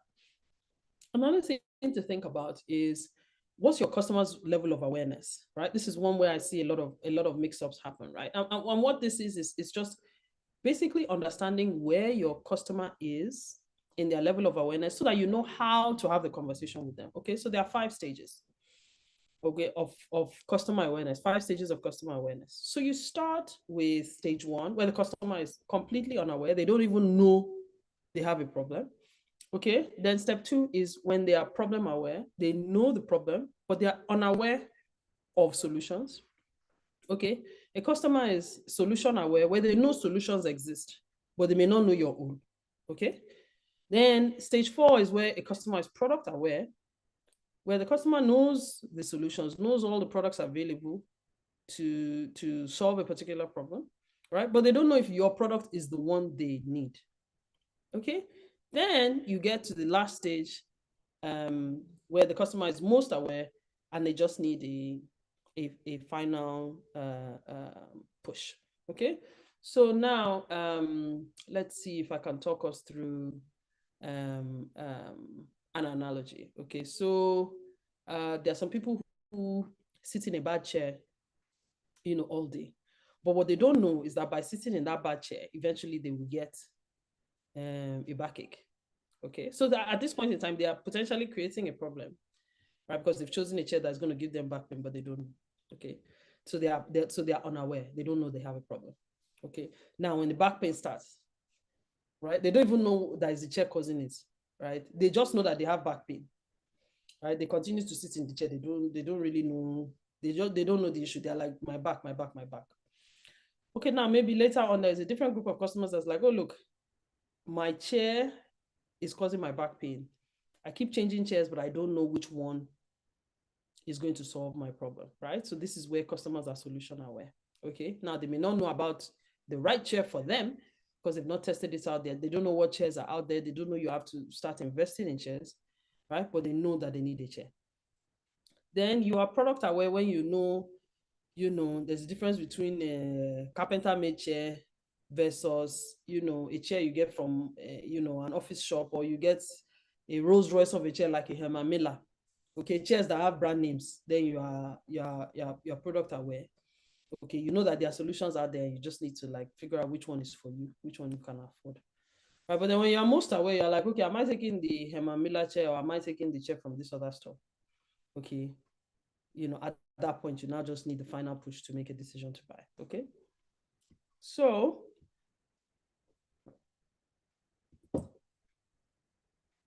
then when you are at each of these different stages, right, what you're focusing on in your messaging changes, and what you're focusing on in your distribution changes. So for instance, when you are problem unaware, stage 1, okay, at that point, you are educating the customer about the problem. Okay, so you are going to be maybe in the person's office. Let's see if we can stick with this, our back pain example. And you're telling the customer, okay, look, it's important to take breaks, stand up, otherwise you are going to have back pain, this is the way to use your chair. Okay, this may now take the form of, maybe signs in the office. Now, I'm not speaking from the perspective of a particular business now, because when a customer is problem unaware, it's very difficult for a business to speak to them, but it's not impossible. Okay, someone could get very innovative and say, look, avoid back pain, all these rubbish chairs you are sitting on, just buy this chair and this chair will solve your problem. But what you are doing when you're in a problem unaware stage is you are going to meet the customer exactly where they are, before they're even experiencing the problem, and start educating them. Okay, fintechs are also in this pocket. It's like going into a small rural town where everybody keeps their money under their pillow. You first enter there and maybe enter the market and start telling people, oh, do you have a bank account? Do you know what a bank account is? This is why you should open a bank account. But you see, you have to go to the market and talk to the customer and explain why they should stop putting money under their pillow and put it in an account. Okay. Now, when the customers are problem aware, you know, they're like, this cash that I have, it's a headache to carry it around, right? What do I do? What are the solutions that are out there, right, to do that? Then the customer may be more open to seeing, you know, media. Okay, so they may be open to seeing billboards or Facebook. Then if they now see, oh, move your cash quickly, oh, the solution to your problem is a bank account, then that's a different conversation. So you see how the communication is already changing. Okay, depending on, you know, how well you know the customer and where they are in this stage. Obviously, if they are solution aware, it's like, oh, why should you come and open a bank account in Bank A versus Bank B? Bank B is better. Bank B gives you, can help you lock your savings to help you meet your goals, can help you, you know, will give you interest on a daily basis, and so on and so forth, right? And then when you're product aware, you know, you are now emphasizing that, look, we've been in the market, this is what we've done, we are the biggest bank in Nigeria, and so on and so forth. So you get the drift. So you see, again, you start with the customer persona, then you go to the stage of market awareness, and you're starting to see how the message is shaping itself. And it takes a lot of the guesswork out of, what do I even say? How do I describe my brand? Okay, so let me give you, I've also got some examples on common mistakes, but I'll let you guys look at that on your own, just to keep up with time. So I'll give you an example here. So this ad is an ad that came out in the US probably about 2017, 2018. At that point, there was a lot of protests about the police. This was even before Black Lives Matter, but it was brewing. Okay, and then they staged a protest, and then the Kendall Jenner went to go and give the police Pepsi, and then everybody was happy. So now this completely it upset a lot of people. Okay, Pepsi had to take this ad down after like 5 days, maybe, right? Because you cannot stop a protest with Pepsi. Okay, the issues that cause the protest, it's like, imagine somebody going to Lekki Toll Gate on during the October protest, right, in 2020, and then say, okay, because I brought Pepsi, everybody should calm down. You cannot calm people's issues like that. And what this did is that it was even made worse by the fact that Kendall Jenner is white, you know, and often the people that were protesting were people of color. So basically they were like, oh, the white girl has come and save us. So it really, really hit a sour note. But basically the ad was not solution aware. They saw the problem and they decided the solution was Pepsi. But Pepsi can never, ever, you know, solve a protest. Okay. You know, so they trivialized a major social issue. They didn't really understand what they were talking about, probably because there was nobody that could relate in the room, no Black people in the room, as is common, but hopefully changing, right? And then they just thought Pepsi can solve the world's problems, and we know that's not true. If not, there would be no war between Russia and the Ukraine. Okay, so I'll leave this whole table here for you guys to look at more on your own time. So I think the next thing to do is to really, really know your brand. And what I mean here is to really, really, you've already started off by knowing your customer, and you really have to have a clear understanding of how you are solving your customer's problem. And this is not just in the colors you choose, you know, or some fancy tagline. This is through and through, right? What people need these days from brands is an end-to-end experience. You have to be able to deliver on whatever promises you're making to customers, okay? Now, you have to have consistent experiences. Like, for instance, those of us that have been going to Chicken Republic for decades, okay, you know that when you get there, the menu is the same, the food is the same, the portions are the same, it tastes the same, okay? These are things that enforce a brand. So no matter what you call your brand, okay, being able to deliver on the promise the brand makes is just as important, right, as your marketing communication or strategy, okay? then you have to set realistic expectations and exceed them, right? The thing that triggers virality reliably in a marketing campaign is when a customer expects this and then they get this. So you have to make sure that you make a promise that you can over-deliver on to the delight of your customer. This is, something that easily you can look at delivery services, where they say, oh, we'll make sure you get your food in 1 hour. We'll make sure you get your food in 30 minutes. We'll make sure you have your delivery by tomorrow. Very important. Okay. This is the reason why people will keep coming back again and again. Okay. Accountability through metrics. Okay. So sometimes you can say, we resolve all customer issues within 24 hours, no matter what, right? This again is something you can shape your whole company around. Like imagine if you are offering service and you tell a customer, like for instance, if you swipe a card, right, with a financial service and they say, look, no matter what happens, within 24 hours, your transaction will be completed, even if there's an error or whatever, right? But being able to make that promise and keeping it is important and speaks to the quality of your brand and will mark, and your marketing, right? I'm suggesting that we do all of these things here that even reduce the need for marketing. Like if you are consistent in your experiences, under promise and over deliver, there's a measurable metric that you and the customer can see and your organization is built around. I mean, your people will just naturally talk about your product. They're not going to have to pay for that.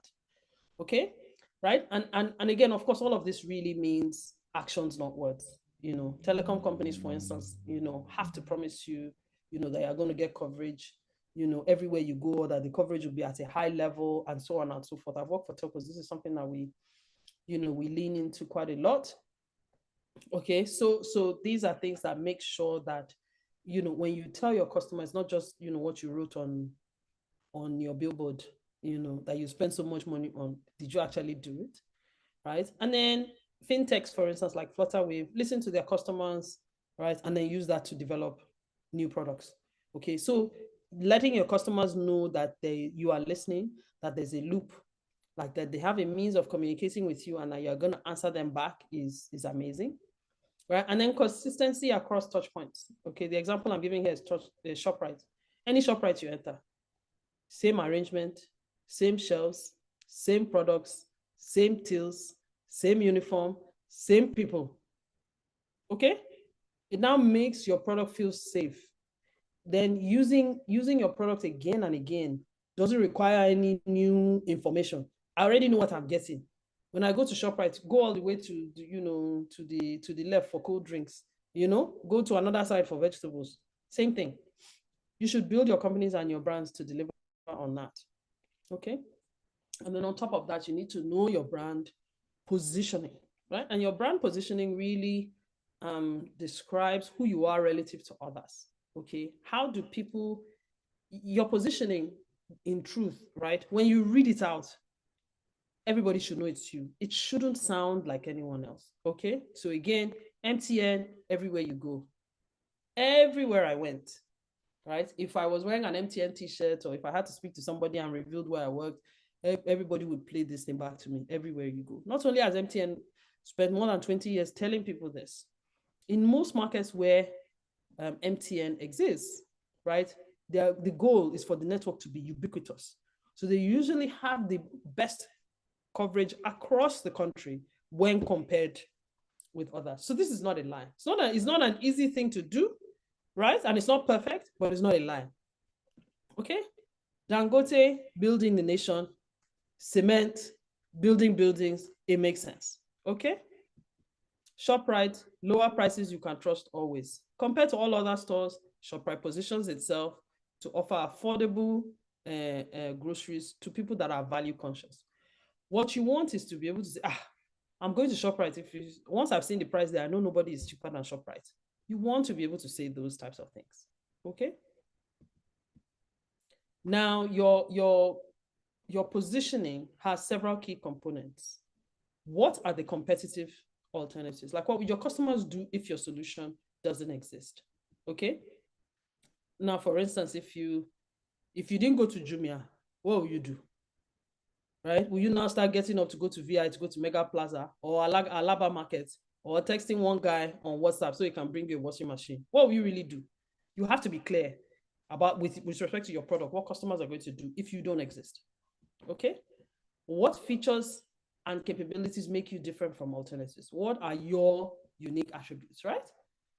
So for instance, do you make sure that if you have it, it will get your customer in 24 hours? Or if you don't have it, you tell your customer right away and offer alternatives, right? What makes you stand out from everybody else? Okay. What benefits do these attributes give customers? Okay, right? If you're a busy professional and I need lunch at 12 o'clock, I need food to come fast. I don't want food that I ordered at 11 o'clock to get to me at 2. Otherwise, you are not fast and deliverable. Okay, so you need to be able to tell me that, look, if you order lunch from us, you get it by 1 latest, right? And so on and so forth. Okay. What are your target market characteristics? What defines the group of buyers who really care about the value you bring? Okay. So again, those ordering lunch on the island, urban professionals, 25 to 45, right? Who value convenience and reliability and have disposable income to put towards that. You have to start thinking about your target market like that. You cannot be everything to everybody, please, in the name of God. Pick your customer. Okay. What broader market are you part of that helps customers understand your value? It's tough to be in a market by yourself, right? This is where competition is good, right? Because you have someone else that is validating the pain point you are seeing, the pain point you've built a solution around makes sense. Okay. So what's your broader market called? Are you logistics? Are you food delivery? Are you lunch on the go? What are you? Okay. What trends do your customers care about that make your product relevant right now? Okay, this is one, for instance, where Pepsi got it wrong. Their customers care about protests, but Pepsi is not the solution. Okay. All right. Okay, so in this other case here, the rising demand for on-demand online shopping and contactless delivery post-pandemic, that could be something that your customers care about, which should be showing up in your customer persona that you spend time drafting. Okay, so these are things that you should know, right? So some of us in the room may remember this outfit, right? So this is Ebuka, the presenter of Big Brother Africa, right? I believe, right? And he broke the internet when he wore this outfit. And now I know the tailor that made this outfit, and I knew him before this, but I think this may have been the moment where his game just changed. Okay, the designer of this outfit is a menswear designer called Ugomonye. Okay, and Ugomonye designed this. Ebuka, of course, being a fashion-forward gentleman, picked it up, stepped out, broke the internet. Okay, now you could sit down and decide, I want to make an agbada, right? Under what circumstances will you go to Ugomonye? So let's answer those positioning questions now from this perspective. What customers would do or use what would customers do or use if your solution didn't exist? I'm a fashion-forward man. So should I now be going to Sura to just make me the agbada he has made for everybody else? Probably not, right? So I'm going to go to Ugomonye. What capabilities make you different? If I wear an Ugomonye agbada, everybody's going to know, right? What benefits do these unique attributes enable for customers? I become identified as the fashion-forward man if I'm wearing Ugomonye. So this speaks to who I am, who I see myself as, how other people see me. And identity is a very important thing to speak to. Okay, it's like Apple users. Apple users are Apple users. Do you get? You can't play with that because you are speaking to who they are. Okay, what defines the group of buyers who really care about this value? Of course, disposable income, interested in fashion, interested in bespoke tailoring, and so on and so forth. What broader market are you part of? You are in the design, menswear design, traditional menswear design. Okay. What trends do your customers care about right now? I need to be relevant on social media. I need likes. I need my profile to go up, right? That again, that's a bonus question. So you can now see why this has formed Ugomonye's positioning. Okay. So an Ugomonye man will always stand out. These pieces are from his his current collection. Okay, you're not wearing Ugomonye. He just designed for Davido's wedding. You're not wearing Ugomonye, and then you go and be sitting down and you won't get 1,000 compliments as you left your house. Okay, so we've taken something really, really simple as just men's tailoring, and somebody here has chosen to elevate himself, and by doing that, he has elevated and created a brand. Ugomonye does not have a website. So you just go to his Instagram and then send him WhatsApp. Okay, he doesn't even have a website. He has never advertised anywhere, from what I know. So you see what I mean when I say these are the things that that you need to know, do, and understand, right? That potentially even reduce the need to go and start thinking about, well, how do I draft marketing campaign? No. Any business anywhere can, with good knowledge of your customer, good knowledge of your capabilities, and good, delivery, just everything I've stated here, can, come up with a proposition that markets itself. If you still need to go and spend money on marketing, no problem. Your marketing campaign will be all the stronger, for you having done that. So, oh, I forgot to mention, when you get this deck, I mean, it'll be sent to you. You can also scan the QR code at the beginning, if you haven't already, if you didn't get that already, and get the deck as well. You can follow me on Twitter for more tweets, but these days I spend more time writing on my Substack. Thank you very much for listening. I hope this presentation was useful. Thank you. Thank you so much, Adia. Let's put our hands together once again for Adia. Thank you. Thank you so much. Talking about QR code, yes. We have also on each of the tables, we have a notification there. You can also scan the QR code to know more or get quick updates about the chamber, all that happens and that will happen, all of our upcoming event. Thank you so much. We are going to have, I'm told she's still with us online, so there will be an interactive session, Q&A session, to be coordinated by one of the ESCO member here with us, doing Abiola Tobu. Let's put hands together for her as she coordinates this session.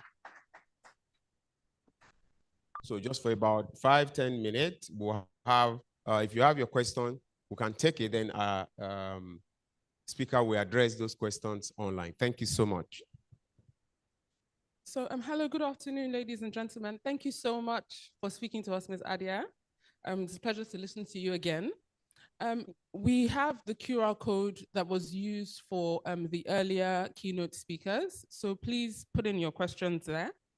In the meantime, since I have the mic, I'm going to ask you the first question. Okay. Luckily, you carried on from where we had earlier left off in terms of the challenging times that we're currently living in Nigeria. And I think it was very useful that Adia spoke to us about how you could market without spending a fortune. We all know that Google ads are expensive, Instagram ads are expensive, conventional marketing is expensive. So she spoke to us really about positioning and how that could help you, especially when you're like a young business or facing challenges as we all are at these times. One thing I wanted to say though is that a lot of our business owners here don't have the luxury of working with a Coca-Cola. So in terms of that know your customer exercise, I'm sure some of us are wondering, how do you get to know your customer when your business is relatively novel? Maybe you're doing something incredibly creative, or you're just a newbie and nobody knows you and you have no idea. Theory is always different from practice. So please, could you give us some practical tips? This one is actually very easy. I mean, we all get these Happy New Month, Happy Monday, Happy New Year, Happy October 1st from various people, right? I get them from my plumber, my friend's driver, right? You can simply follow up messages like that with, can I please speak to you for 5 minutes? I want to know what you thought about my business. Like with any survey, not everybody is going to answer, so you're not going to get 100% response. But the people that are most excited about your business, right, that are happiest with the service, or even the least happy with your service, are going to be willing to talk to you. And it's going to be really important to listen. It's really just customers are willing to talk. If they have the time, they'll talk, and if they can't talk, as you're sending the WhatsApp message, please tell me how I can do better. Is there anything you wish I could do? If I wasn't here, do you have somebody else that will replace me? There are many ways, but I think the truth is it's important to just engage your customer. Whatever way you can get this, information, it doesn't have to be structured in the beginning. Of course, as your business grows, right, you want to now get proper sample sizes, make sure you're asking everybody the same question. But before, you are a major, mid-sized business, I think it's okay to just pick up the phone and talk to any customer that is willing to give you their time. And like I said, happy customers and unhappy customers are very willing to spend time either abusing you or complimenting you. Yes. Okay. Thank you very much for that. So I hope everybody got the QR code. And also our viewers who are joining us online, please do submit your questions because Adia is actually hot cake. I'm not sure if we read her profile, in depth before she started speaking with us. But honestly, from an operator's perspective, she's one of the best. And you have a golden opportunity. So I really encourage you to take advantage of it. You're full of compliments today. Thank you. It's good to see you again, by the way. How are you doing? I'm very well. Good. It's also good to see you. One of the things I like that you said is you cannot be everything to everybody. In the name of God, pick your customer. I really, really think that is something that we really need to take into account, especially in desperate times. There might be this temptation to want to be servicing everyone and everything. I think it's useful for us to bear that in mind. Yeah, so let me, while we're waiting for questions, let me comment on that. I really, really understand that temptation. When you do something and you're waiting for money and the money hasn't quite come, you now start to worry and you're like, oh, let me go and quickly try something else, right? And then you take away time and attention from that one thing you try. That's honestly how, a lot of these things happen in Nigeria. And like I said, it's a temptation that even I have to reconcile with. I think the trick there is so that you feel empowered to do something. It's okay to try something else, but don't give up on the things that are taking time. Okay, and just maybe do two things. Don't split your focus too much, and then just try two parallel tracks, right? And then see what pops. But don't forget the first one. It doesn't mean it was a bad idea. It may just have needed, you may be one customer conversation away from nailing it. But focusing on your customer is very brave. But when you do it right, it actually can yield some beautiful things, right? So I gave the example of Ugomonye, who makes an agbada, right? Literally, at the end of the day, what the guy does is make agbada, right? But what some people are charging 50K for, Ugo is charging 5 million for, because he knows his customer and he gives them exactly what they want.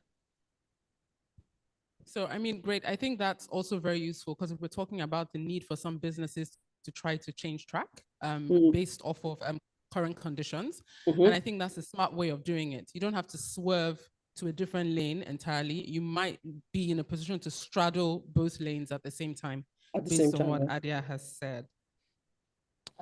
Yeah, okay, something else as well. When we talked about, okay, yes, fantastic. Please, can we have a mic for somebody who is in the audience?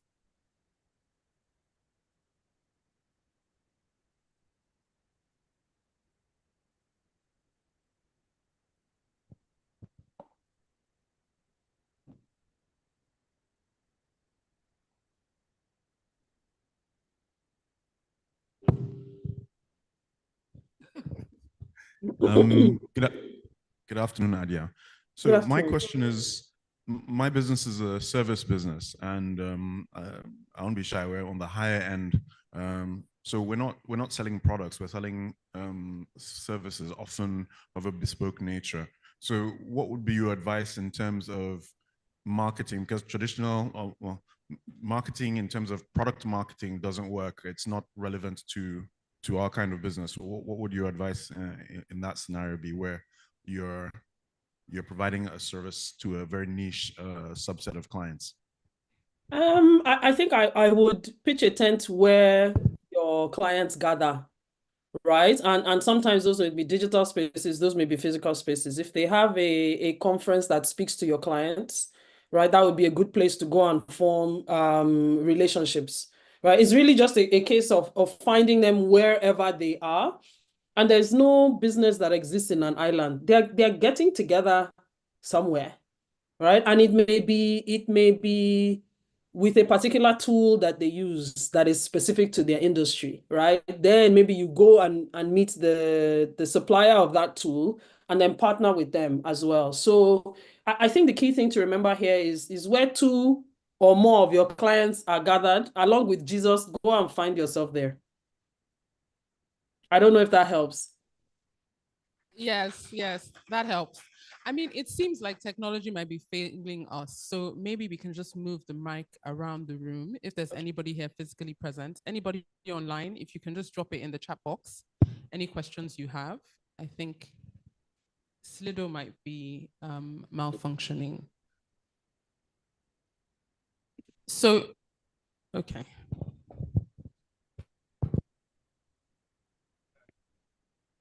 Okay, yeah. So there are some questions here.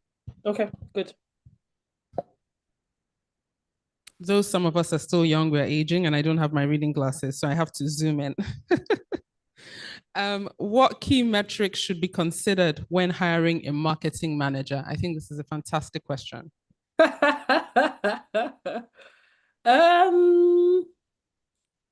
Metrics. I mean, you're talking about a human being now. At the end of the day, I know that hiring a marketing person is a little bit confusing because people don't know how to measure success. So I think there are a few ways to do that. One of them is how well is your brand known? Now, for small companies, that's pretty tricky because you can't necessarily, go to the market and say and do that kind of survey. So again, it's about going where your customers are and then asking how well known you are there. Okay, let me see if I can use an example. I know the has anyone here ever heard of Nord Automobiles, a local Nigerian car manufacturer? Is anybody nodding in the audience? Can you give me Yes, yes, everybody, a lot of people are saying yes. Aha. Okay, so this what we did here is it's a quick test. Okay, because we've basically just asked, do you know this brand? So when you are engaging in marketing efforts, the first thing is to even test, is there awareness of your product, right? Then you now move to the next phase, right? Are customers actually considering buying your product or not? That will help you know whether customers understand your offering, right? And are able to actually make a decision or not. So basically, when you're at your checkout, if we were to use a digital business, how many people get to the checkout and actually press send versus how many drop off? Okay, that also tells you again how well your marketing versus your product is actually doing. So I think it's a tough question to answer on the spot, but basically you should hire marketing people with experience, and it's okay to guide them with budgets and guide them with metrics like brand recognition, market share. Market share is also a big sense. It gives you a big sense of whether you're doing well in your market or not. But again, that data is not easy to find. You can also check rate of growth, right? If your business revenue is staying flat, then it means that your marketing efforts are not necessarily translating to your top line, and they should. So your business should be growing ideally at a faster rate than your marketing spend. So those are just three possible examples, but I promise you, marketing is very measurable. I think for every marketing endeavor you engage in, you should try to have something of a business case. So basically, by spending this money, where are we expecting to see the outcome?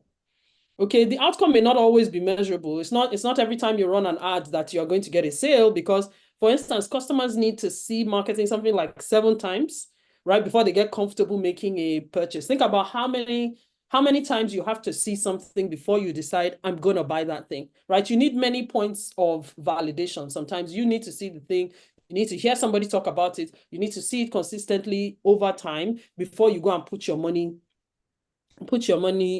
towards it. So not every marketing effort is going to translate. Sometimes there's a delay. You know, that's why once you've invested in a brand, it's very difficult to switch gears. Okay, because it is indeed an investment that pays off in dividends for years to come. You know, but there are definitely, like I said, you know, brand measurement, you know, market share, revenue growth, and so on and so forth. You can use those same conventional metrics that you use to measure the success of your business. You just need to be clear and make sure you hire a marketer that can explain to you how the efforts they are undergoing for marketing are translating to the different metrics you're measuring in the business. So I guess that gives a clear answer to that question. We have one more question from somebody on Slido, and then we can take another question from someone in the audience. Okay. Pardon? A follow-up question to my question.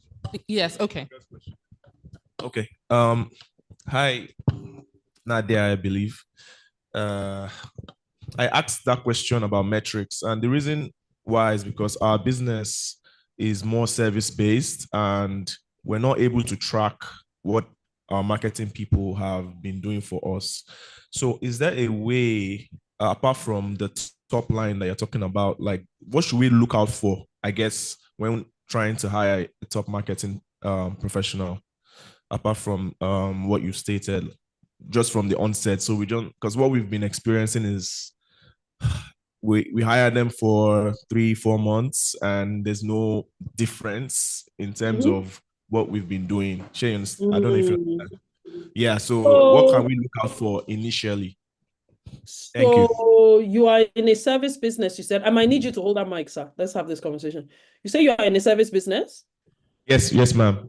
And are you hiring marketing people or sales people? Because this is also another thing that we do often in Nigeria is you call it marketing, but what you are really doing is sales. So are these people in charge of actually going to spread the word or actually come back with money for you? No, they go to spread the word. They go to spread the word. So now in your service business, with the that they come back with sales. A lead. A lead that your salesperson can now close. Exactly. Okay, good. So what I find sometimes is that CEOs will hire somebody to go and do marketing, right? And then tell them exactly what to do. Meanwhile, the CEO has never done marketing before. The marketing person doesn't want to be disrespectful or argue and go and do what the CEO says until they get fired. Okay, now one of the most tense relationships in an organization is between CEO and CMO. In listed companies in the US, CMOs don't last. Its average turnover is 18 months.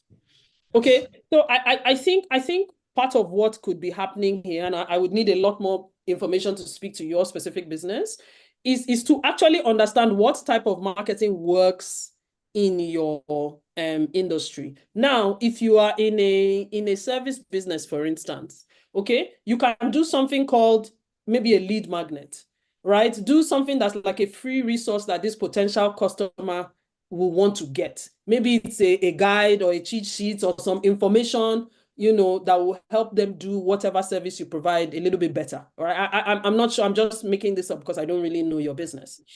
Right. Okay. And then the way to track whether this marketer is doing well or not is, you know, if the person goes to the website where they can get this lead magnet or this resource, they put in an email address.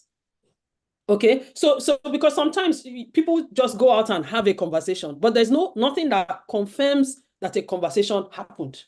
But if it's like, oh, this is my company, this is our brochure. If you sign up, you know, to come and stay at our hotel, you get, you know, 2 free drinks with dinner. Do you understand? Or come and, you know, do dinner with us and you get the second dinner free. But you have to sign up here. Please give us your email address or your phone number so that we can WhatsApp you your voucher. Now, that piece of information you collect from the customer is confirmation that the marketer has, one, gone to have a conversation. The second confirmation will be if that person now actually shows up and that voucher is redeemed. Okay? Then at some point, your marketing person will hand off to your salesperson. So I think what you need to do maybe is review and redesign your marketing efforts so that there's something that brings the customer in and entices the customer to give you some information that allows you to contact the customer later on, either a phone number or an email. And then that will help you understand if what you're communicating to the customer is of interest. Because if it's of interest, I'll be like, okay, yeah, you can take my phone number. Yeah, you can text me about it. I want to know more. I'm not ready now, but let's see.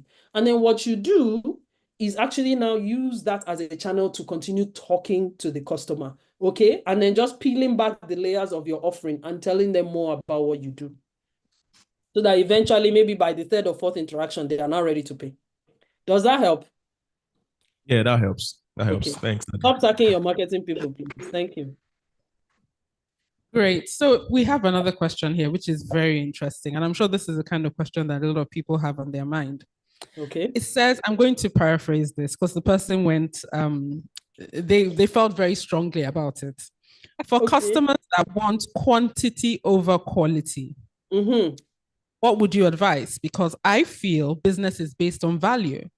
And I feel quality should take precedence over quantity. The person is asking if they are correct.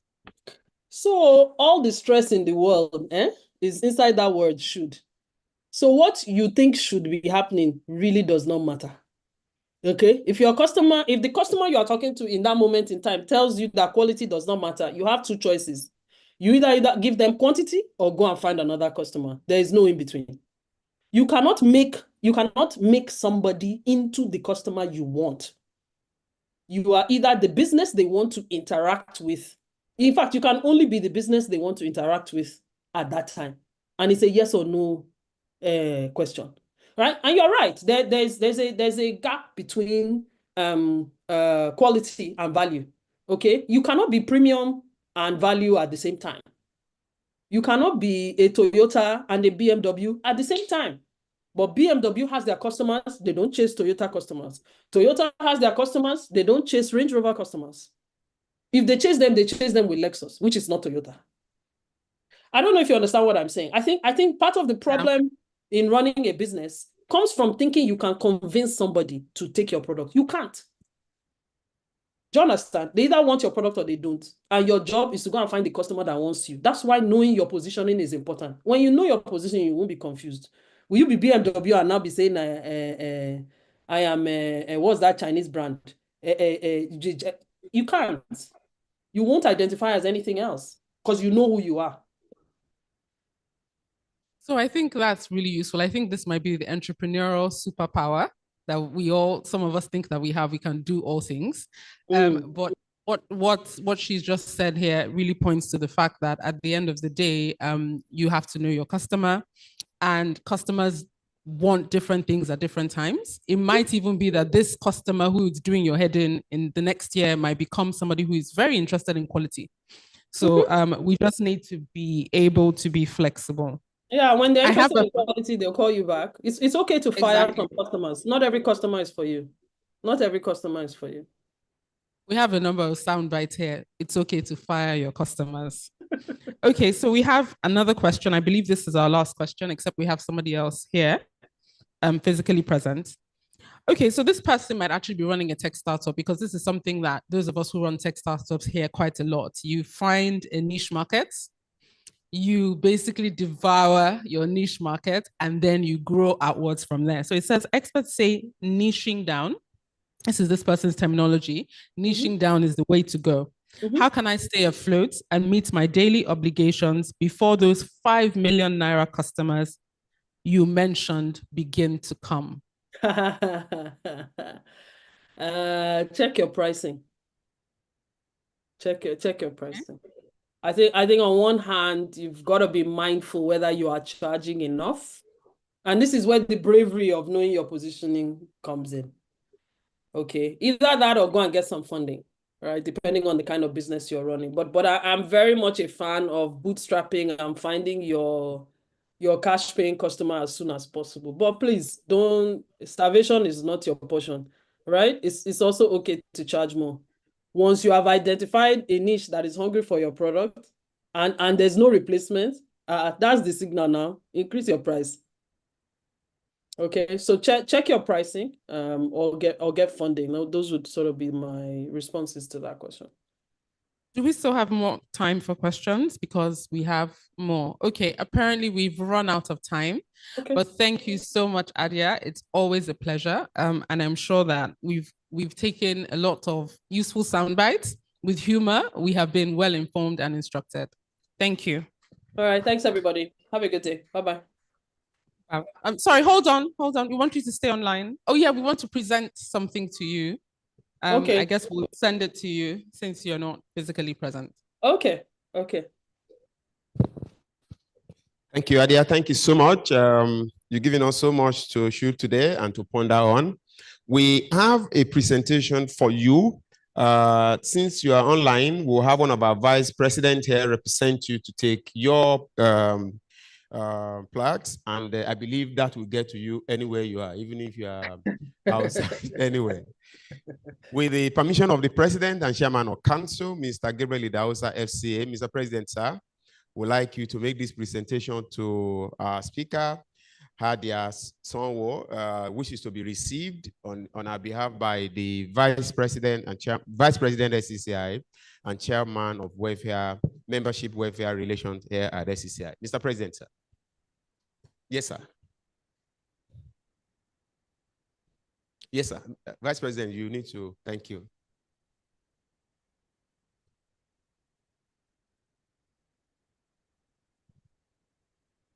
Thank you, sir.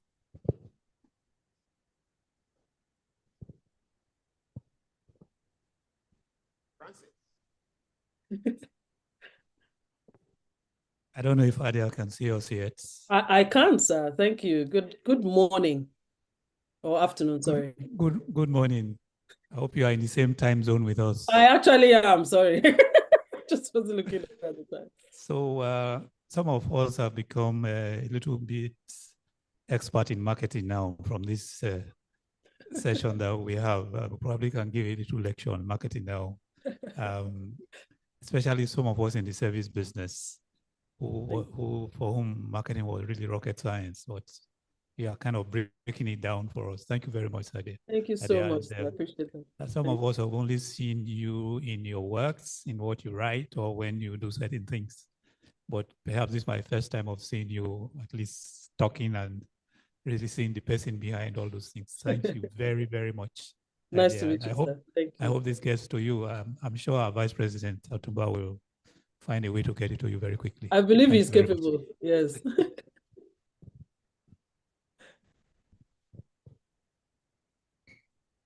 Thank you so much, sir. I appreciate your words. Very kind. Thank you. Thank you, Adia. Thank you. Thank you so much. Am I free to sign off? Yes, very well. Thank you so much. Right. Thank you so much. Thank you. Have a good one. Thank Bye. you. Thank you. All right. As we move very close to the end of this all enriching event today, we will take, I'm told, our sister is online, Princess Juliet Harbour, also an ESCO member of Wild BLG. She needs to give us a success story. I know we want to hear our story, very successful one he did. Put our hands together as we have online with us this afternoon, Princess Juliet Harbour, for our success story. Let's put our hands together for her, please.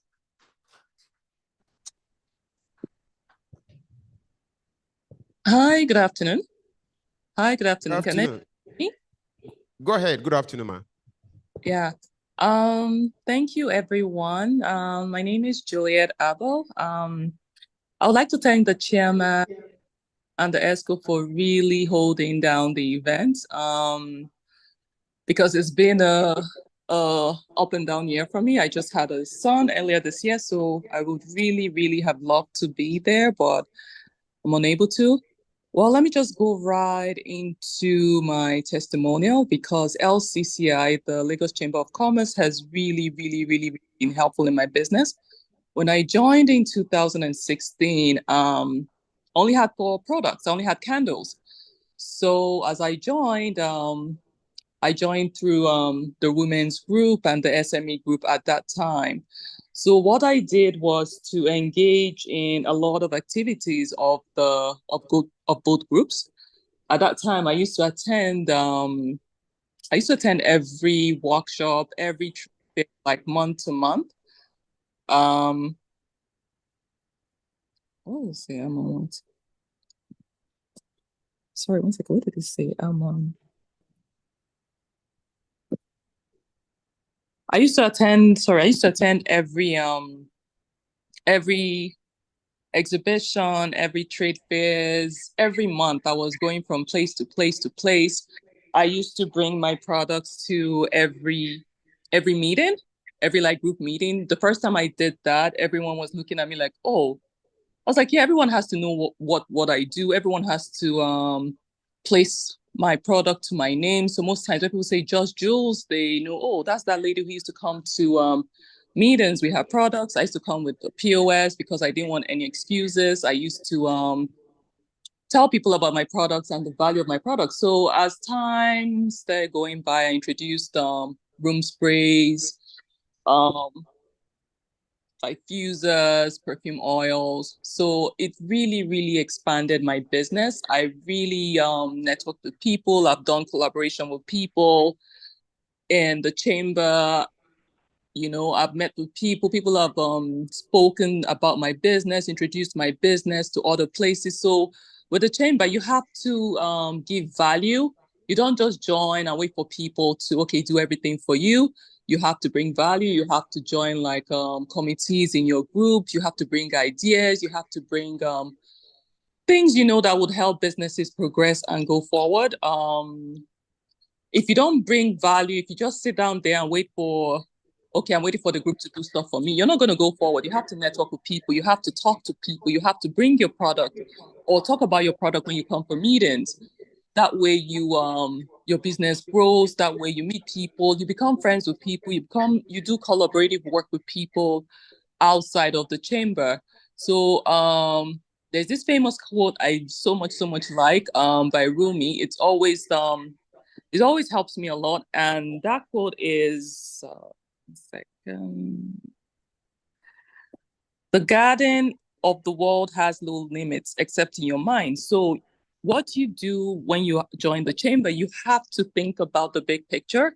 You don't think about now, okay, I only have one product. Oh, I only have less than $1 million in my account. You just have to keep on pushing and focus and don't let any distractions take you off guard. So as of now, I am actually trying to re-strategize my business and start up like adding a service to my business for next year, because looking at the economy, I've realized, okay, people's purchasing power is not as strong as before.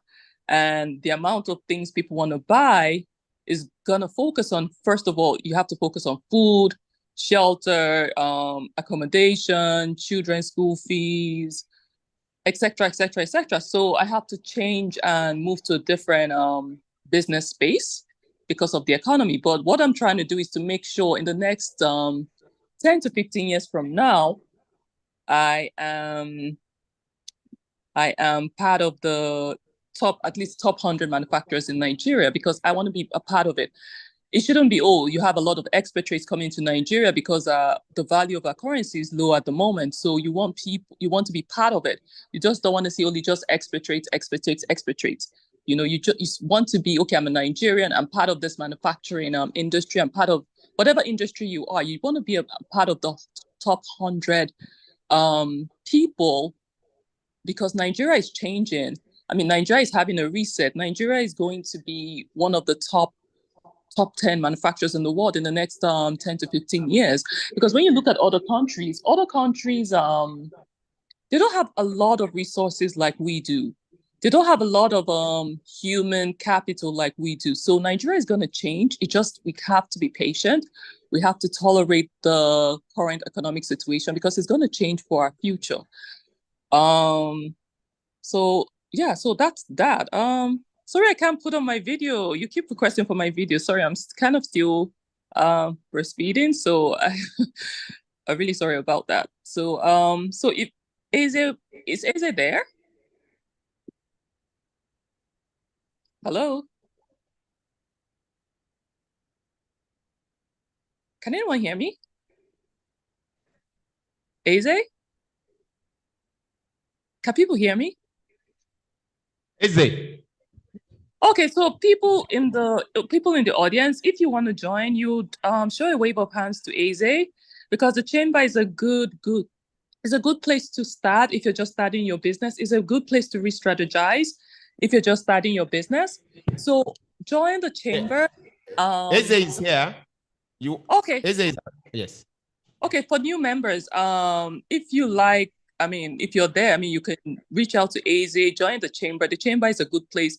It keeps you focused. You meet people. You learn a lot from the members. Hold on tight to the older ones because they have a lot of knowledge. They have a lot of know-how to assist you in any challenges you have. So the chamber is a very, very, very, very good place. It's really opened doors for me. So I don't joke with the chamber. Fortunately, I can't be there, but it's really, really, really exceptional. So join the chamber and watch your business grow, but you have to put in the work.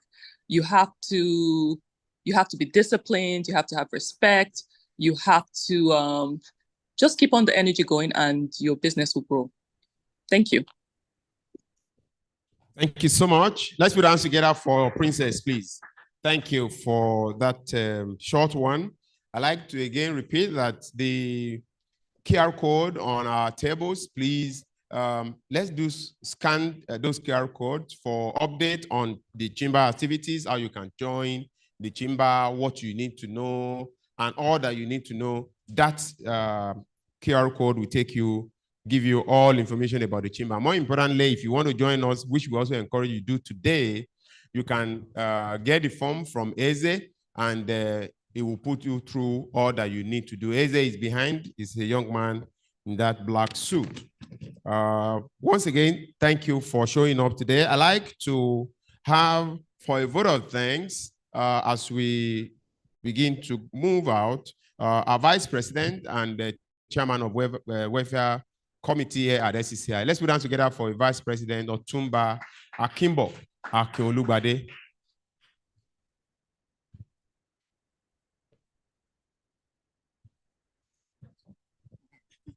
Good afternoon, everyone.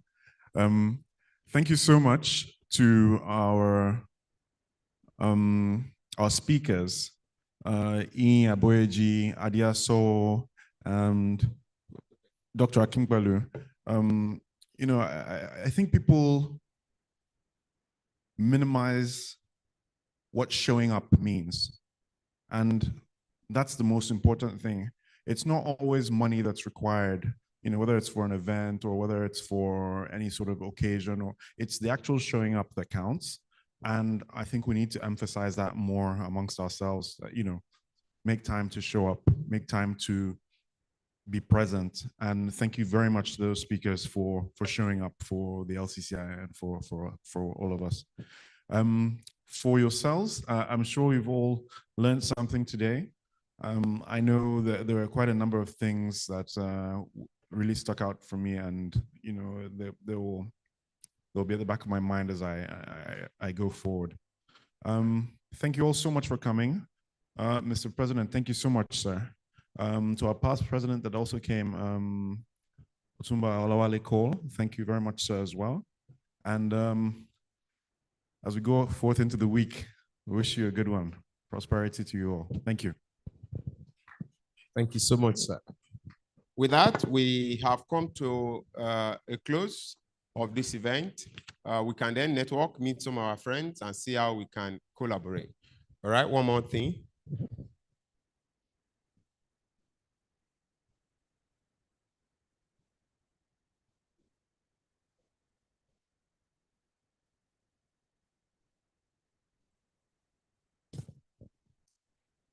We also like to appreciate some of the executive members that are here. We had earlier introduced our sister doing Abiola Tobon, an executive member of YBLG. We also have Ray. I'm told he's around. I can't see. Is she there? He or she? Oh, thank you, Ma. I saw you coming in the other time. Put your hands together for Ray, please, an executive member of this group. Thank you so much for showing up, Ma. Thank you.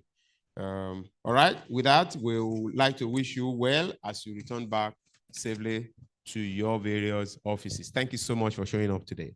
But just before you go, ensure you do this QR code on your table.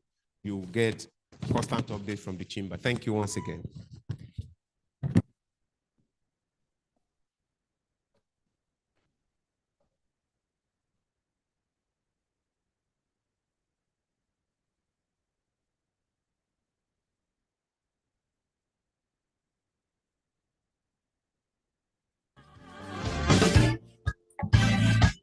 Now don't you ask yourself,